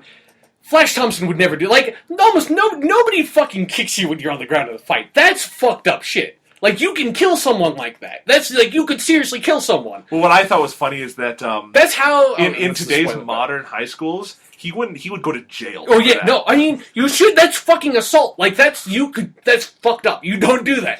You do not kick, it's one thing to kind of get in a fight. It's another thing when you kick someone when they're on the ground. That's fucked up. That's assault, yeah. You don't do that. That's really fucked up. And it's like, and Flash Thompson would never do that. And how they portrayed Flash Thompson later, he would never do that. Because it's like, the dude's kind of a jerk, but he has this kind of sense of honor. Like, he's not just like, he's not going to kick someone when they're down. That's fucked up. Okay. So anyway, that's Flash, so that's the cast. What other parts of the movie should we talk about? We both saw it in IMAX, I guess. Yeah. Which IMAX did you see it at? The Mills one? Yeah. Okay, so the fake IMAX. Yeah, it's like... That's okay. It's still bigger screen. Yeah. And you got in IMAX, and I really recommend seeing it in IMAX, because the last 30 minutes, the aspect ratio opens up to full screen, and it looks really cool that way. Mm-hmm. What did you think of... Well, we'll talk about 3D in a second. At that size, it's easier to appreciate cinematography, I think. And I did like how this film was shot a lot. I think it's a really nice-looking movie. Yeah, it's like, I didn't think it was, like, exceptional, but it was it's not. Yeah. But I think definitely for a superhero movie, I think it had an intimacy to the cinematography that I did appreciate that you don't often get. Yeah, it just felt like the camera was much like it was closer in. Like they didn't have like the Sam Raimi movies had a lot of farther away shots, like big sweeping. Right, and I did like the difference there. What did the 3D do anything for you? I forgot it was there, other than like the few times. It's like, and I don't even particularly. I more was there for the IMAX, less for the 3D. Right, like me too. it's like I don't really care for 3D that much. I think it's just a. Well, what I'll say for this this is trick. Like right. It doesn't. No, I agree. And what I'll say about this though is that there were no problems with it. It wasn't blurry. It wasn't. Yeah, it's like it didn't feel like the movie. You couldn't see the movie because the glasses made it too dark or anything like that. No. It's like if you like 3D, go see it in 3D. Yeah, if you like those, it's a good amount of depth. There are scenes where I thought it worked really well, particularly when the aspect ratio opens up. There was some good 3D there, like when he's swinging around Oscorp Tower. That really added to sort of your immersion in it, I think. Mm-hmm. But other than that, but let's talk about the action scenes. For the most part, I thought they were really well done. What did you think? I didn't think they were like exceptional. Like I didn't think it's not the Avengers. Yeah, the Midtown High scene was the best one. Like I didn't think that the climactic fight scene didn't really, other than like George Stacy shooting the crap out of him with a shotgun. I thought that was pretty cool. But it's like, my favorite moment in the entire of any of the action scenes was just in the Midtown High scene where he like kind of crawls around him and wraps him in a web. I thought that was really cool. Yeah, it's like, and I thought like. It's like they felt like they had an idea of how to do a really cool Spider-Man action scene, but they never quite had like the really like it's like there was no like bank scene with Doc Ock and Spider-Man 2 where it's like this is an awesome action scene. Right. And to be fair, the first Sam Raimi doesn't have that either. Yeah, this first Sam Raimi. I mean, other than I really like the last fight scene in the first Sam Raimi movie because it's really brutal. But it's not really you could do that with just two people fist fighting even. It's not it's not like it didn't really capitalize on Spider-Man being Spider-Man, right. But it was just like really but I definitely thought there were some action scenes here that capitalized on on Spider-Man's powers, particularly when he's trying to get to Oscorp Tower. I really loved all that stuff. The crane scene? I thought that was cool. What? The fucking crane scene. No, wait. Can I explain what you just did? Okay, yes. So Sean brought over a page of notes because he, wanted to be prepared for the podcast. Yeah, because I saw the movie a few days ago. Yeah. So it's two-sided. The first side is very dense with notes. There's a lot of text. He's written fairly small to fit it all on. He flipped the page over, and in giant letters it says "the fucking crane scene," and then "property of Peter Parker." I don't know. No, that's another because this is the fucked up shit. Okay, let's start with property of Peter Parker in the sewer scene. Where the lizard finds his camera, and in huge fuck-off letters on the back, it's property of Peter Parker. And the lizard's just like, Parker. It's just like, you are the stupidest fucking person on the planet that you would... It's like, what? I don't even know why they kind of did the thing where they, like, showed the Daily Bugle, it's like, we are going to pay you money for the lizard thing. But it's like...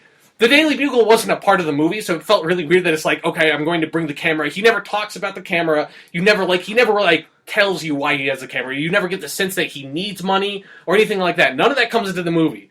So it's like, he just has the camera down there, and he's just... I like the thing where he webbed up. Like, I thought that was cool, because he's done this sometimes in the comic books where he, like, kind of feels the web like an actual spider. That definitely felt like making good use of what he can do. Yeah, it's like, I thought that was cool, and then they have, like, the little action scene, and it's like, that's okay. And then, it felt like the only reason the camera was there to have this really, really stupid reason for the lizard to find out that Spider-Man's Peter Parker. Just like... Come on, that's ridiculous. Like, it honestly felt like that was the whole reason the photography thing was there at all, was to give the lizard a way to find out that he's Peter Parker. Instead of just coming up with, like, he just figures it out, like, by maybe, like, reviewing the security footage of Peter walking in the fuck into the spider room. Like, that's gotta be somewhere in the Oscorp building. It's like... Yeah. But anyway... That was fucking stupid. I am confused why the crane scene could inspire this much anger. Because why the fuck... How could it not? That is the stupidest fucking thing. That is worse than anything in any of the Sam Raimi, other than, okay, not the Spider-Man 3. But, like, in Spider-Man 1 and 2, they have, like, the kind of, especially Spider-Man 1, they have the scene where the Green Goblin's, like, dropping people off, it's like, whatever, and then, people are like, you mess with one of us, you mess with all of us, and they're throwing shit at the Green Goblin. It's kind of like, we're America! It's like it kind of... that was 9/11 reactionary. Yeah, and this kind of felt like... because they did the thing where they showed, like, there's, like, the American flag painted on the building right when the guy was going out. But it's just, like, The whole scene was so stupid. It's like... Are you saying it's cheesy? You didn't like that they were... It's cheesy. It doesn't make sense. I have no fucking reason why. There's no reason why he needs the cranes. He can just swing. But it's like the whole thing was just like... It didn't make any fucking sense. So it's like, yeah, they do the thing. They set it up. He saves the guy's kid. It's like, but they didn't even set up that the guy was like a construction worker. The guy could have been anyone. It's like he saves the guy's kid. I didn't think they were going to set that up for later in the movie, but it's like, okay, then later it's like big climactic action scene. Oh, Spider-Man gets grazed in the leg with a bullet. It's like, okay, it's like that's kind of interesting. It's like you felt like that kind of would have been. It's just like one random cop kind of just takes a pot shot at him. It's like, okay, and then he's like, oh, I got shot. I'm limping. It's like, this is so hard. And it's like, oh, I can't make it. I'm just like, you can swing. You don't really need to use your leg much. You can just kind of swing. But no, they showed the buildings are too far apart, and there's no clear path to. No, you can just, they're not too far apart. No. That's the explanation the movie gives. No, it doesn't. It doesn't give any fucking, like, there's no reason. He doesn't need to go. He can just swing. He's never had a problem swinging. They're not too far away. He's in the middle of fucking New York. He can find a few buildings to swing on.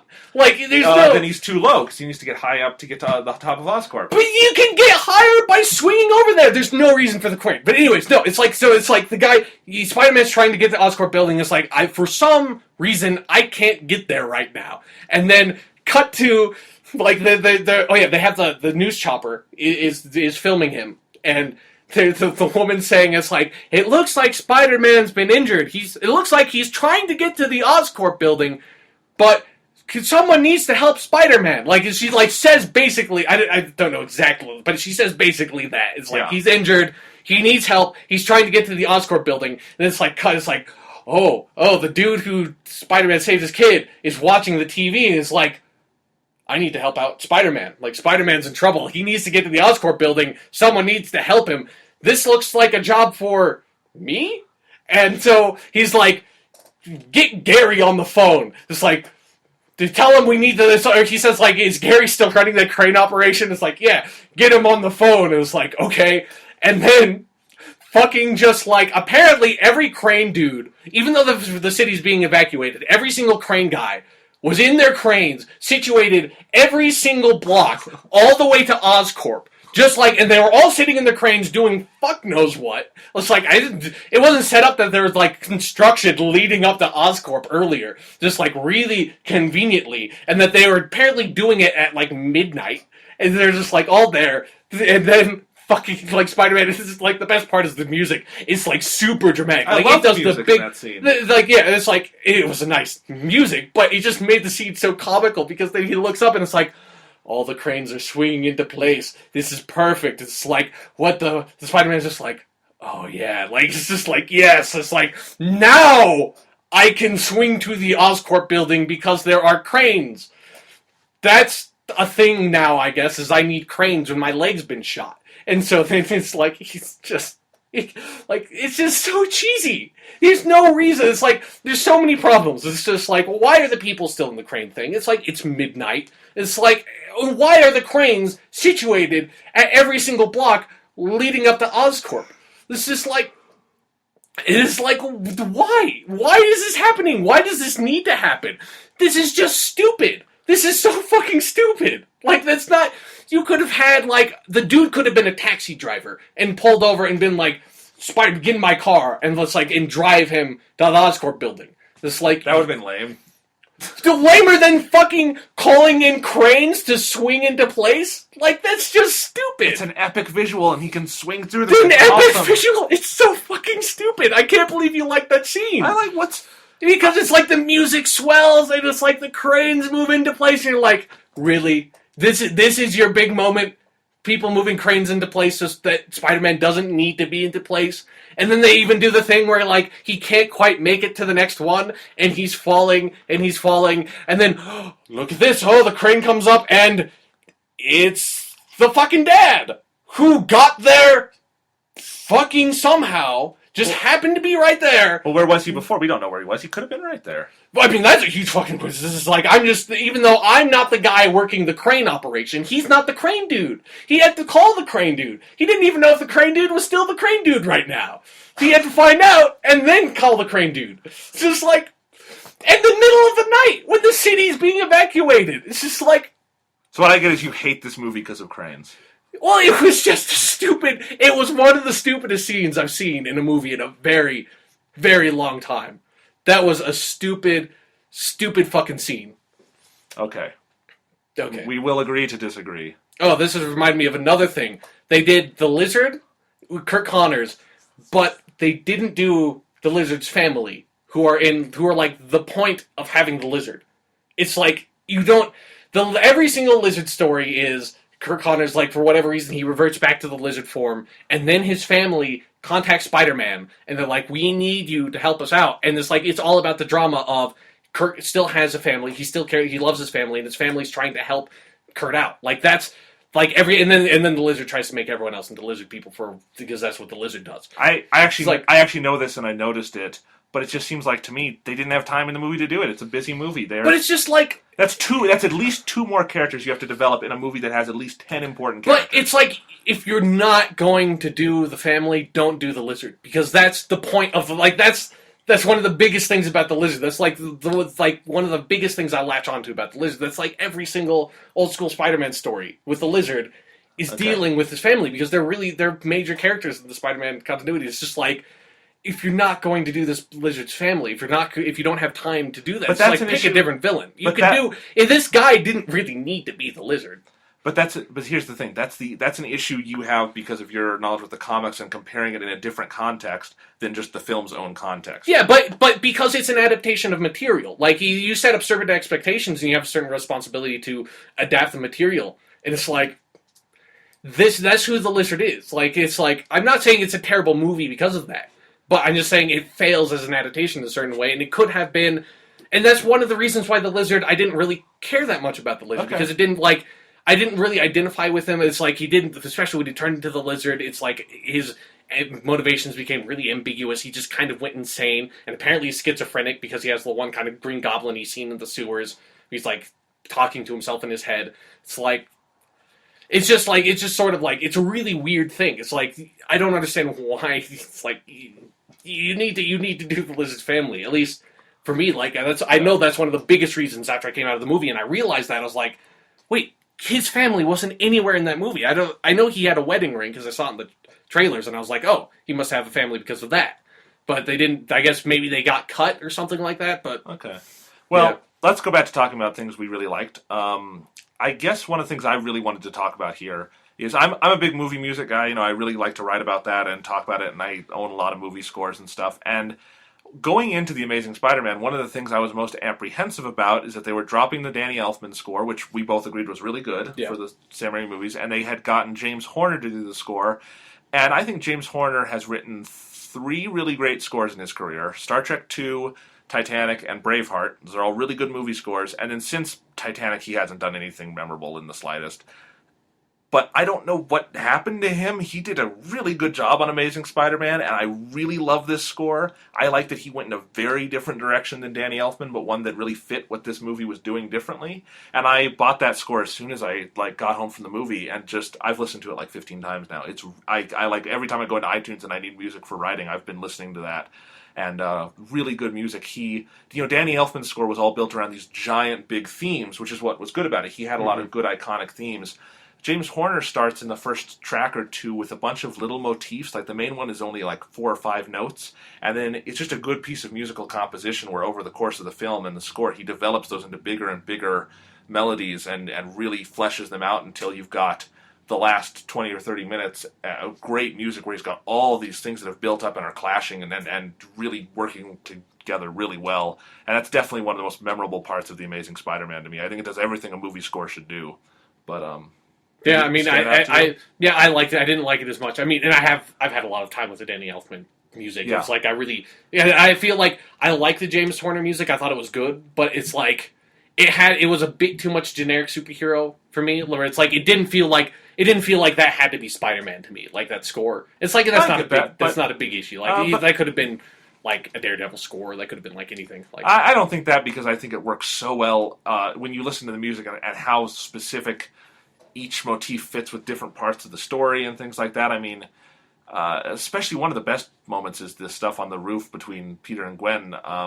There's just some great music there, sort of underlining some of the emotions of that scene. But I really do think this is a great score. One of the best I've heard in the last couple of years, especially when you start to get down and study it. And maybe that's just because I've spent more time with it. Yeah, I mean, I've only seen the movie once and I haven't listened to the score, but it's like... But that's the thing is... It didn't, like, really impact me with the movie when I watched it. Here's something, the comparison I would make, actually, is in the two Batman series, the Tim Burton movies had... Danny Elfman, again, doing a big... But Danny Elfman did a big superhero score, and it was about iconic themes and stuff. And for the Christopher Nolan series, they decided, those are movies went in a very different direction. Yeah. So Hans Zimmer he didn't do a big superhero score, he did a sort of intimate score, and I really like those scores. They're really good. And this is the same sort of idea where you're going in a different direction with the movie and the music, and I like that it stands apart because it's not trying to reference what the last one did, and it's going in what I feel is an equally valid direction, because I don't need superhero movies to have, big epic, scores, and I think sometimes you can have that and try to do it and it can fail. I don't think the Avengers music by Alan Silvestri failed, but I don't think but it wasn't remarkable. No, and I think it wanted to be remarkable, and that is one of the things I would point as a weaker element of that movie, is I think they almost would have been better served going in the sort of direction this kind of thing did, where you're not trying to impress with a big theme, you're impressing with a lot of just good musical composition. So, that's my thought on that. Anyway, it's it's definitely one of my favorite parts of this movie, though. So... I don't know, it's just like the thing with the crane scene where it's like, it was such a cheesy, corny, stupid scene, but they put like the biggest piece of music with it, like it was like, it like really swelled up in the air, like, this is the big moment, and it's like, cranes! Fucking cranes! Hallelujah! Amen! Like, come on. Fucking cranes. That was stupid. Is that going to become the tagline to our podcast? Cranes, fucking cranes. Hallelujah, amen. Yeah, I think so. Anyway, I think that's most of what I've got on the movie. What else? There were some other things, kind of more nitpicks. Yeah, nitpicky things. Like there was one of my favorite things is they go into when Kirk Connors first takes Peter Parker into like the Oscorp labs, and Peter sees the like the Deus Ex Machina or whatever, like basically the plot device of... The Ganali device? Yeah, that thing. And it is like, I've seen that before. It's like, yes, that thing can be used to disperse a chemical agent. We were going to use it to cure polio, but people didn't want it because we could use anthrax on it or whatever. Like, it's like... It could be a weapon. Well, that's the plot device, like... That's going to be the end of the movie. Thank you for telling me that, Kirk Connors. It's like, this just seemed really, really telegraphed. And then, but that's comic book structure. That's, you introduce But something. The thing is, like, the movie, it would have worked in the Sam Raimi movies, because those are comic book movies. And this is one of the major problems I have with the Amazing Spider-Man movies, that it started out, it wasn't a comic book movie. And then, slowly, it's like, okay, now... It's a comic book movie. Like, it's I thought they balanced that well, but that's... the tone just, like, sort of, like, jumped back and forth, and it was like, it felt like it was trying to be funny and comic booky and a little bit campy at times, but it never, like, it was not able to nail that tone ever, and it kind of killed the dramatic tone to me. But then, the thing I love about the Ganali device is that it's supposed to be this very sophisticated piece of equipment. It's like at the very end of the movie, it's like, it's this chemical dispersing agent, and it's like they put the vial in the thing, and it's got like this like 10-minute countdown, which is like, okay, that's kind of a cliched plot device for a superhero movie. It's like, oh, it's the countdown, let's build up tension. And it's like, okay, and then it's like, oh, it's the green stuff is in it, I need to put the blue stuff in it. And so he goes up and he's like, it's like 10 seconds left, oh, take out the green stuff, put in the blue stuff. And what does this super sophisticated piece of technology do that's apparently just like super advanced, must have cost billions of dollars to create? It shoots the vial up in the air and makes it blow up. It's like, well, okay, that's a genius device there. Let's shoot it in the air and blow it up. It's like, congratulations, you made a mortar. Like, it's like, what fucking super... I was expecting like a big, like, sort of like, bullshit, like, science, like, field, like, to shoot out or whatever, something like that. It's like, no, it just sort of shoots a chemical up in the air and then blows it up and makes it kind of rain down on the city. It's like, genius. That's how Kirk Connors described it, though. It makes a cloud. It's just like, but it doesn't really make a cloud. It just boop, and it blows up and then showers on the city. It's just like... That's one of my favorite shots in the movie, though. It's a really good-looking frame. Yeah, well, it looks good, but it's like, I just like thought, because they're kind of setting it up, and then I was just like, I was expecting something kind of cool, and just like, I was like, what does this Ganali device do? Boom, ting! It's like, okay, well, you're a genius there, Kurt Connors. You really did something. Apparently, you studied like 17th century canon technology for your Ganali device, because that's basically what it is. Speaking of all the technology stuff, though, can I talk about something, a little background sort of thing they did that I did like, though? Sure. Is I did like that they sort of had all the action centered around Oscorp, and that you had all those things, because it feels like there's a lot of avenues you can go down with that part of the world established now. Yeah, I like how they're foreshadowing Norman Osborn. Well, I definitely like that, and I just like that Kurt Connors worked there, and that's where Peter gets bit and everything. I just thought there was a lot of good sort of fleshing out of the world in that area. You know what else did that? Ultimate Spider-Man. There you go. Yep. Yeah. Because like everything was centered around Oscorp in that, so that was a good thing that they took. Yeah, I did like it. Like served as a sort of central focus of the movie. Yeah, and I guess we talked about this a little bit at the beginning. You and I were both worried about how they were going to handle the idea of Peter and his parents and stuff. Did it bother you in the final movie? Okay, well, this is I can't believe I haven't talked about this yet, because this is my biggest problem with the entire movie, and like this is like not nitpicky. This is like what I felt coming out of the movie. Why really, like everything else has been kind of nitpicky, but this was like why the movie was just kind of meh to me, was that the pacing really failed to me. Especially because they had three different plot points, and they were dropping plot points. Actually, it's really weird because it reminded me a lot of what Prometheus did in like the second half.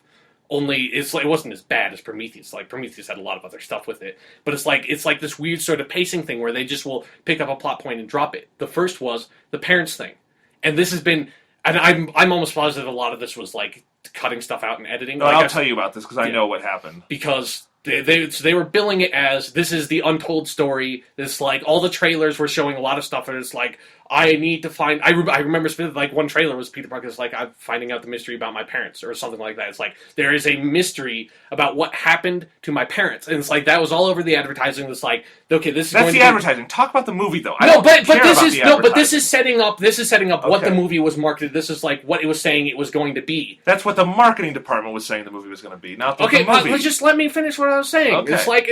I just think it's unfair to judge the movie based on what you thought the marketing looked like. Well, the marketing sets up certain expectations and was telling you what this movie was going to be, and I thought it was interesting. The filmmakers did not cut their own trailers. Just fuck you. Let me make my fucking point. This is what, and there's a lot of stuff going on in those trailers that was talking about, like hinting at plot points. That was what the plot of the movie was going to be. That's what they were saying. It's not in the movie. Yes. Yeah. It's nowhere in the movie. And it looks like it was going to be. Not just the marketing, but in the movie, it looks like they cut out big pieces of plot. Or they tried to cover something up because, like, okay, the movie starts off with Peter as a kid. It's like kind of like a flashback thing, and his parents run off, and then it's like for the first, say, 30 minutes, basically before he gets bitten, it's all about him trying to get closer to his parents. But there's no mystery about his parents. He's just trying to, because his parents just died in a plane crash, or that's all that he knows. There's no, like, what really happened to my parents. He's just trying to figure out, like, it's like, okay, this guy, this is also very Ultimate Spider-Man, but it's like, this guy is the picture. This is Kurt Connors. Okay, I'm going to go talk to him. That's how he goes to Oscorp. And that sort of sets up that plot. And then there are a few little hints here and there, especially when Kurt Connors is talking to evil Indian guy who's there for like 2 scenes, and he just goes away. That's another hanging plot thread that's like, oh, where did that guy go? But yeah, it's just like, that's like was the initial setup of the movie was, and it kind of was hinting at that there was supposed to be a mystery, like that there is something there to figure out, because Richard Parker puts the formula thing in the briefcase and hides it in the basement. He tells Aunt May and Uncle Ben, just keep it secret, keep it safe, It's like they do that, so it's like, there is some mystery going on here, and that's what starts off the plot. That, and you're even in the context of the movie, not just the marketing, you're expected that, okay, this is what the plot's going to be, is we're going to find out more about what happened to Mary and Richard Parker. It's like, okay, there's got to be some sort of conspiracy. The evil Indian guy hints at it. It's like, you were complicit in their deaths or something like that, like with Kurt Connors. It's like, something's going on here, and the movie just completely dropped it. And it was really bizarre to me. I don't see it that way, though, because what I do know that there was more to it in the in an earlier cut of the movie that they got rid of. I've heard what it was, and it's really stupid, and I'm glad they cut it. But I never viewed in both times I've seen the movie, and the second time I actually watched for this, because I'd heard people complain about the dropped stuff, and I really analyzed each one of the scenes where they're mentioning parents and stuff, and just what I read the movie, and for one, we're talking about the mystery and that Richard Parker has this stuff, it seemed extremely self-explanatory to me. He was researching the exact same fucking thing Dr. Connors was. Well, they were working together. Yes, they were working together. They had this algorithm. He left it unfinished. Peter finishes it. It's what leads to the lizard. There, that's all out of the way. Then you have, but the whole idea that he had to run away and stuff and that they were killed in the plane crash, the Indian guy says to Kirk Connors, you remember what happened to Richard Parker when he wouldn't help us. I just assumed you were left to figure it out because it's like putting one and one together and making two. It's really simple. It's the same idea that Kirk Connors won't let them use this formula he had at the VA hospital. So the Oscorp company has a history of doing terrible things with scientific discoveries, and Connors knows this because of what happened to Richard Parker. That's it. And also, by the way, pushing things too fast to human testing on a chemical. Sam Raimi Spider-Man. Yes, it's like back to formula. Yeah, I was hoping that the evil Indian guy was going to say that. That would have been funny, but no. And so just all that, none of it hit a dead end to me because it was just not a huge really, focus. it's just like it felt like it just got dropped. Like to me, it really felt like 1/3 way into the movie after Uncle Ben gets killed. Then it's like now we're on this plot now. Like it's just like, but it didn't feel like that to me because for one, if you look at how the actual scenes with Peter are laid out, he's not angsting over them like a conspiracy. He's just curious. He's not thinking about them every day. He sees the briefcase. He sees stuff in there. He wants to learn about what's in the briefcase. That leads him to Oscorp. He becomes Spider-Man. I don't know why there has to be any more than that. Because there is a conspiracy there. Like shit happened to his parents, and it's just like Peter never even knows. Like he never even gets like there's no hint of him knowing. Like it just seems really weird to me because that's like what the plot is. Clearly that's what the plot was going to be, and then it's not. I don't know how you can't like. It's just like it totally felt like it's like okay, this is a different movie now. We just moved on to a different plot. That plot ended now of him finding out about his parents. Yeah, but I don't see it as a big focus because again, I just said what I read it as or what I'm not reading things into it. This is what I saw, and if I feel like if you take the movie at face value, what it's actually giving you is just that he sees the briefcase from his parents. He thinks there's some interesting stuff in there that leads him to Oscorp, and it kicks you into the rest of the movie. I didn't see it as a giant overarching. It's like, but that was the entire. That was like, I mean, I didn't have a stopwatch, but that felt like that was the first 45 minutes of the movie. That's like that felt like that was the whole point of that whole before Uncle Ben was killed. All of it was about I'm trying to get closer to my parents. I don't think it was. And there is a hint, like Peter does have a hint that there is something going on here because they told Uncle Ben they gave him this briefcase with this formula in it and told them to hide it in the basement and keep it safe. Like there's clearly I mean maybe you didn't have a problem with it, but it just really bugged me. Like it felt almost I had literally the exact same feeling I had in Prometheus, where it's like, we just dropped this plot point now. Like, this is not a thing anymore. I mean, I agreed with you entirely on Prometheus. Yeah. So, and I guess it's just a weird. It flowed right to me. It never felt like it was flowing choppily to me. I do get where you're coming from, and I do know that they did cut stuff out. And we reported on this that we got this covered. I guess I don't know quite where this information came from. I know someone put some stuff together from trailers and stuff, and I think someone from the production may have talked about this. But I guess the original whole thrust of the story, or not whole thrust of the story, but what was going to come out near the end of the movie is Dr. Connors was going to reveal to Peter the secret of his parents, what the conspiracy was, and I'm really glad they left this out because it's the stupidest thing I've ever heard. Is Richard Parker had developed this formula, and Norman Osborn forced him to inject Peter as a baby with this thing that would ready his DNA for the spider genes, and that's why he became Spider-Man. I'm glad they left that out. That's another point where it's never, because they make a point of saying that nobody has survived being injected with this stuff, and it's and then Peter just kind of does survive in the movie. That's another kind of hanging plot thing that's I was looking for. It's I wonder how they're going to explain this away, and then.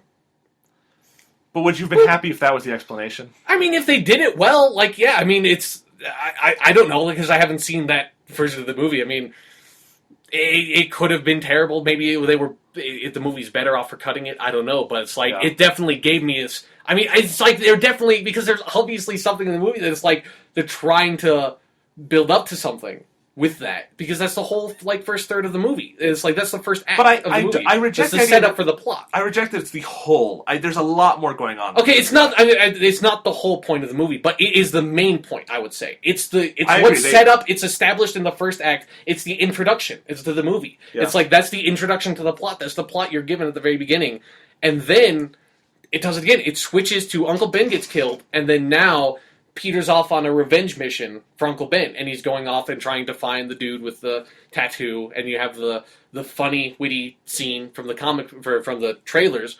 It's like, and that's the second act of the movie is all about him trying to find Uncle Ben's killer. Then the third act of the movie is, okay, now Kirk Connors is the lizard, I'm going to deal with that now, and then the Uncle Ben killer thing just kind of like goes away. So it's like the first, second, and third acts of the movie feel like they're all three different plots. They're just sort of like connected to Peter Parker as Spider-Man, and that's the only connecting thread for like the three different plots. It's just like it's a really bizarre structure for the movie to me. But it all flows to me, and I guess that's just a matter of perception. But I mean, the whole thing with Uncle Ben's killer too. I wonder if the movie would have been served by having a scene at the end where he finds him and decides to leave him be or something. Yeah, I mean, just something to close it, because they don't even have. I mean, I would have had him just decide not to go on the revenge mission anymore, to give that up, and that would be the moment he becomes Spider-Man. But I do see, because he's the reason why I don't think he ever becomes Spider-Man. This is maybe my biggest problem with the movie is that when the first time he's Spider-Man, he's going off on revenge missions. And that's what he's doing. He's trying to get revenge for Uncle Ben. It's not great power, great responsibility. And then when the lizard comes up, he's directly responsible for the lizard being the lizard because he gave Kirk Connors the formula, even though he should have known it's dangerous because it was hidden. And so he even says basically like, this is my fault. Like, I have to do this because I created him. He says that. And so it's like he's doing it out of his own personal sense of responsibility. It's like he's still doing a good thing, but he's not Spider-Man yet. And so it's like and it doesn't ever come full. So it's like, and at the end of the movie, he doesn't like become Spider-Man. Like, you don't even know if he's going to go off and still be Spider-Man, because he basically has, other than to find Uncle Ben's killer, he has no reason to anymore. And they do make a point of leaving it open where they have the wanted poster of Uncle Ben's killer on his wall, so he's clearly not over it yet. Like, maybe if he had taken it down or something at the end of the movie, it would have given some sense of closure to that plot thread. I mean, I don't think there's the idea that he has no motivation, because there is the whole idea that at the end of the movie, George Stacy, compels him, you have to keep doing this. There's going to be things you're going to have to help us overcome. He says, you're going to make enemies. You're going to need this mask. They do very clearly solidify. But once again, it's not, he doesn't ever, because it's not, I never got the sense that it's like, I'm a superhero now. It's like, I'm going to go out and fight crime. Like, it felt like the movie was trying to rely, I felt like this on a few different points, particularly with like the Uncle Ben death and stuff like that, where the movie was trying to rely on my past experience with the subject material, like my familiarity with the other movies, basically, for me to make that jump. And I very pointedly went into the movie not doing that. I went into the movie, I'm going to take this movie as its own thing. I want to see what this movie does. And I did that too. And Spider-Man never became Spider-Man. Okay. Well, we already had this discussion earlier in the podcast. The whole thing on the turning point is the entire dinner with the Stacys and then the first scene on the bridge. Where he saves the kid and then he's... Yeah, the thing with the kid is the closest he gets, but it doesn't... Just like, he doesn't like feel like... Because he's still doing it like kind of like going after the lizard. It's just like... But he's not. He doesn't go there going after the lizard. He doesn't even know the lizard. Yeah, I know. He does do that. He does save the kid. I'll say this. He saves the kid. He saves a lot of cars. He saves... But it's like you don't have this moment where it's like... Basically mostly because they don't do the great power, great responsibility thing. Where in the Sam Raimi Spider-Man movies, you get this sense that it's like... He has this power and has to go help people. Like, that's what he has to do now. It's like he has this sense of guilt and responsibility now that drives him to do it. And it's like, that's a big piece of what Spider-Man is. And it's like, he never just like felt like he had that motivation anymore. Well, and I do agree the Sam Raimi films have a cleaner sense of all this because they are dealing with less. They take on, until you get to Spider-Man 3, they're just taking on less and they're doing it every part of it pretty well.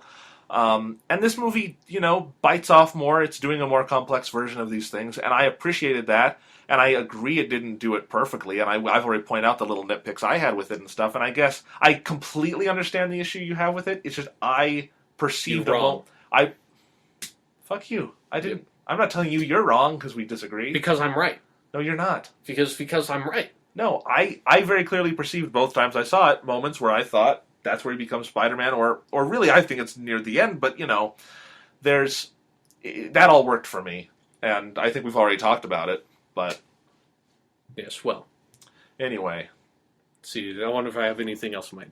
Oh, there's other thing that the last time you watched the movie, did you count how many montages there were at the beginning? Like the first, starting in the first act, it felt like there were like 5 montages. no, I didn't get that. Why? I don't know. It just felt like I don't know. It was just kind of like this weird. It's not a big problem. I just like, especially when he's like getting his powers and stuff like that. It felt like it's like okay, it's like you have like skateboarding montage and like costume building montages. Oh, like, well, they did a couple of those, but I don't know. The Sam Raimi ones did. Yeah, the the Sam Raimi one I think had like the one montage where he's fighting crime, and that's like when he becomes. They had that. They also had a costume building one. They also had a. Oh yeah, they had the costume building, but it's just like I don't. But it's like, but they were like montage, like you don't know. Like this is like a kind of weird thing with the movie. That you have no like concrete sense of like over how long a period of time the movie really takes place. Where it's like. Because again, it's like in the Sam Raimi one, he has the costume making montage where he like is drawing, but it's like that's all over the course of like one night. In this, it's like he's got like the whole like skateboarding thing. It's like he's got where he's like building his costume, he's testing out his powers. Like all those are just like,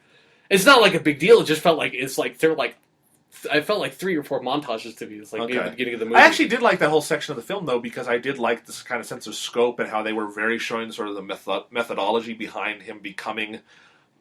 Not becoming Spider-Man in the sense you were talking about earlier, but like testing his powers and finding out like what. And I did like. I thought they did a good job, sort of showing the joy at having powers, and then sort of the difficulties of figuring out how to do it all. I thought they did a lot of that really well, and I liked that. But yeah, it's just like I'm not saying it's like a really bad part of the movie. It just felt felt really weird to me. I don't know. It's like because it's like whoa, it's like montage. Yeah. It's like a montage. It's like montage. It's like okay.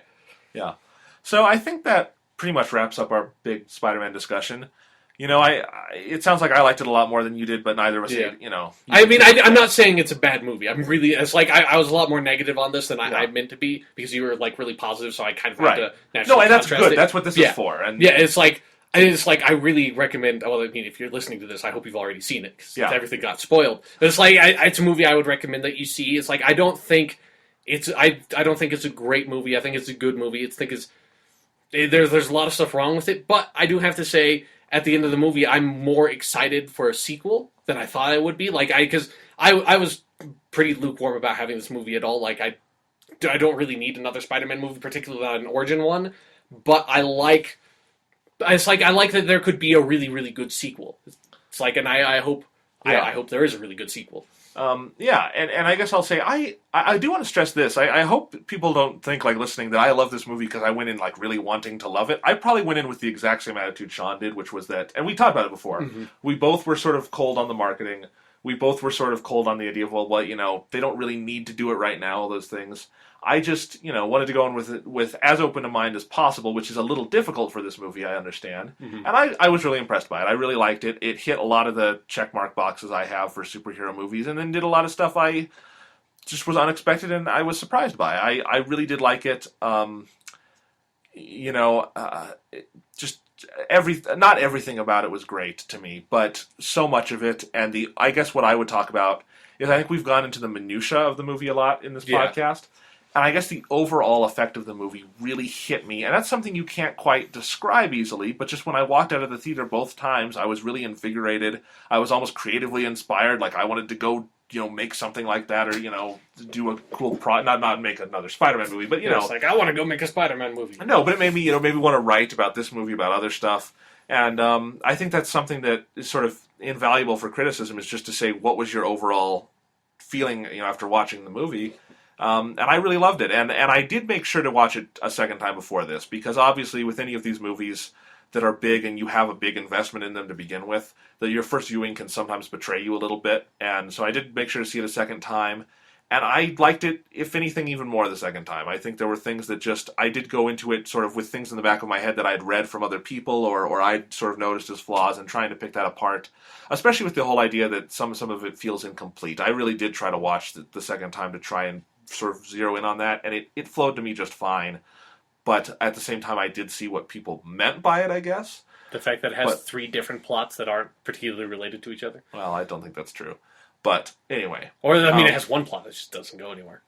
Okay. But then also the evil Indian dude. It's like I didn't know that character was so weird to me. It's just like Yeah. evil Indian dude. It's like you're there to tease at Norman Osborn a few times, and then he's just sort of gone. I thought that was really weird. It happens. Yeah. But anyway, I really like this. I think, it's sort of interesting because this summer has had 3 big sort of checkpoints, and they're all superhero movies: The Avengers, The Amazing Spider-Man, The Dark Knight Rises. The Dark Knight Strikes Again. Yes, and anyway, obviously I don't think this is on the same level as The Avengers, Yeah. but in some ways I do like Spider-Man more than any of the Avengers characters. And so it was a sense of satisfaction with some of the moments that I really think this movie got right, that were on par with that for me. Not as an overall experience necessarily, but I did really like this movie. I think it continues a theme in Hollywood with superhero movies that I do actually really like, which is sort of a maturation and getting directors who are very sort of artistically oriented and performers and stuff like that, and treating it not just as cash grabs or as sort of empty action films, but really trying. And I think that's something that I hope people appreciate on some level for the movies. Even if you don't think it did everything right, I think there's an ambition to it that I do really appreciate, even in the moments that I don't think work perfectly.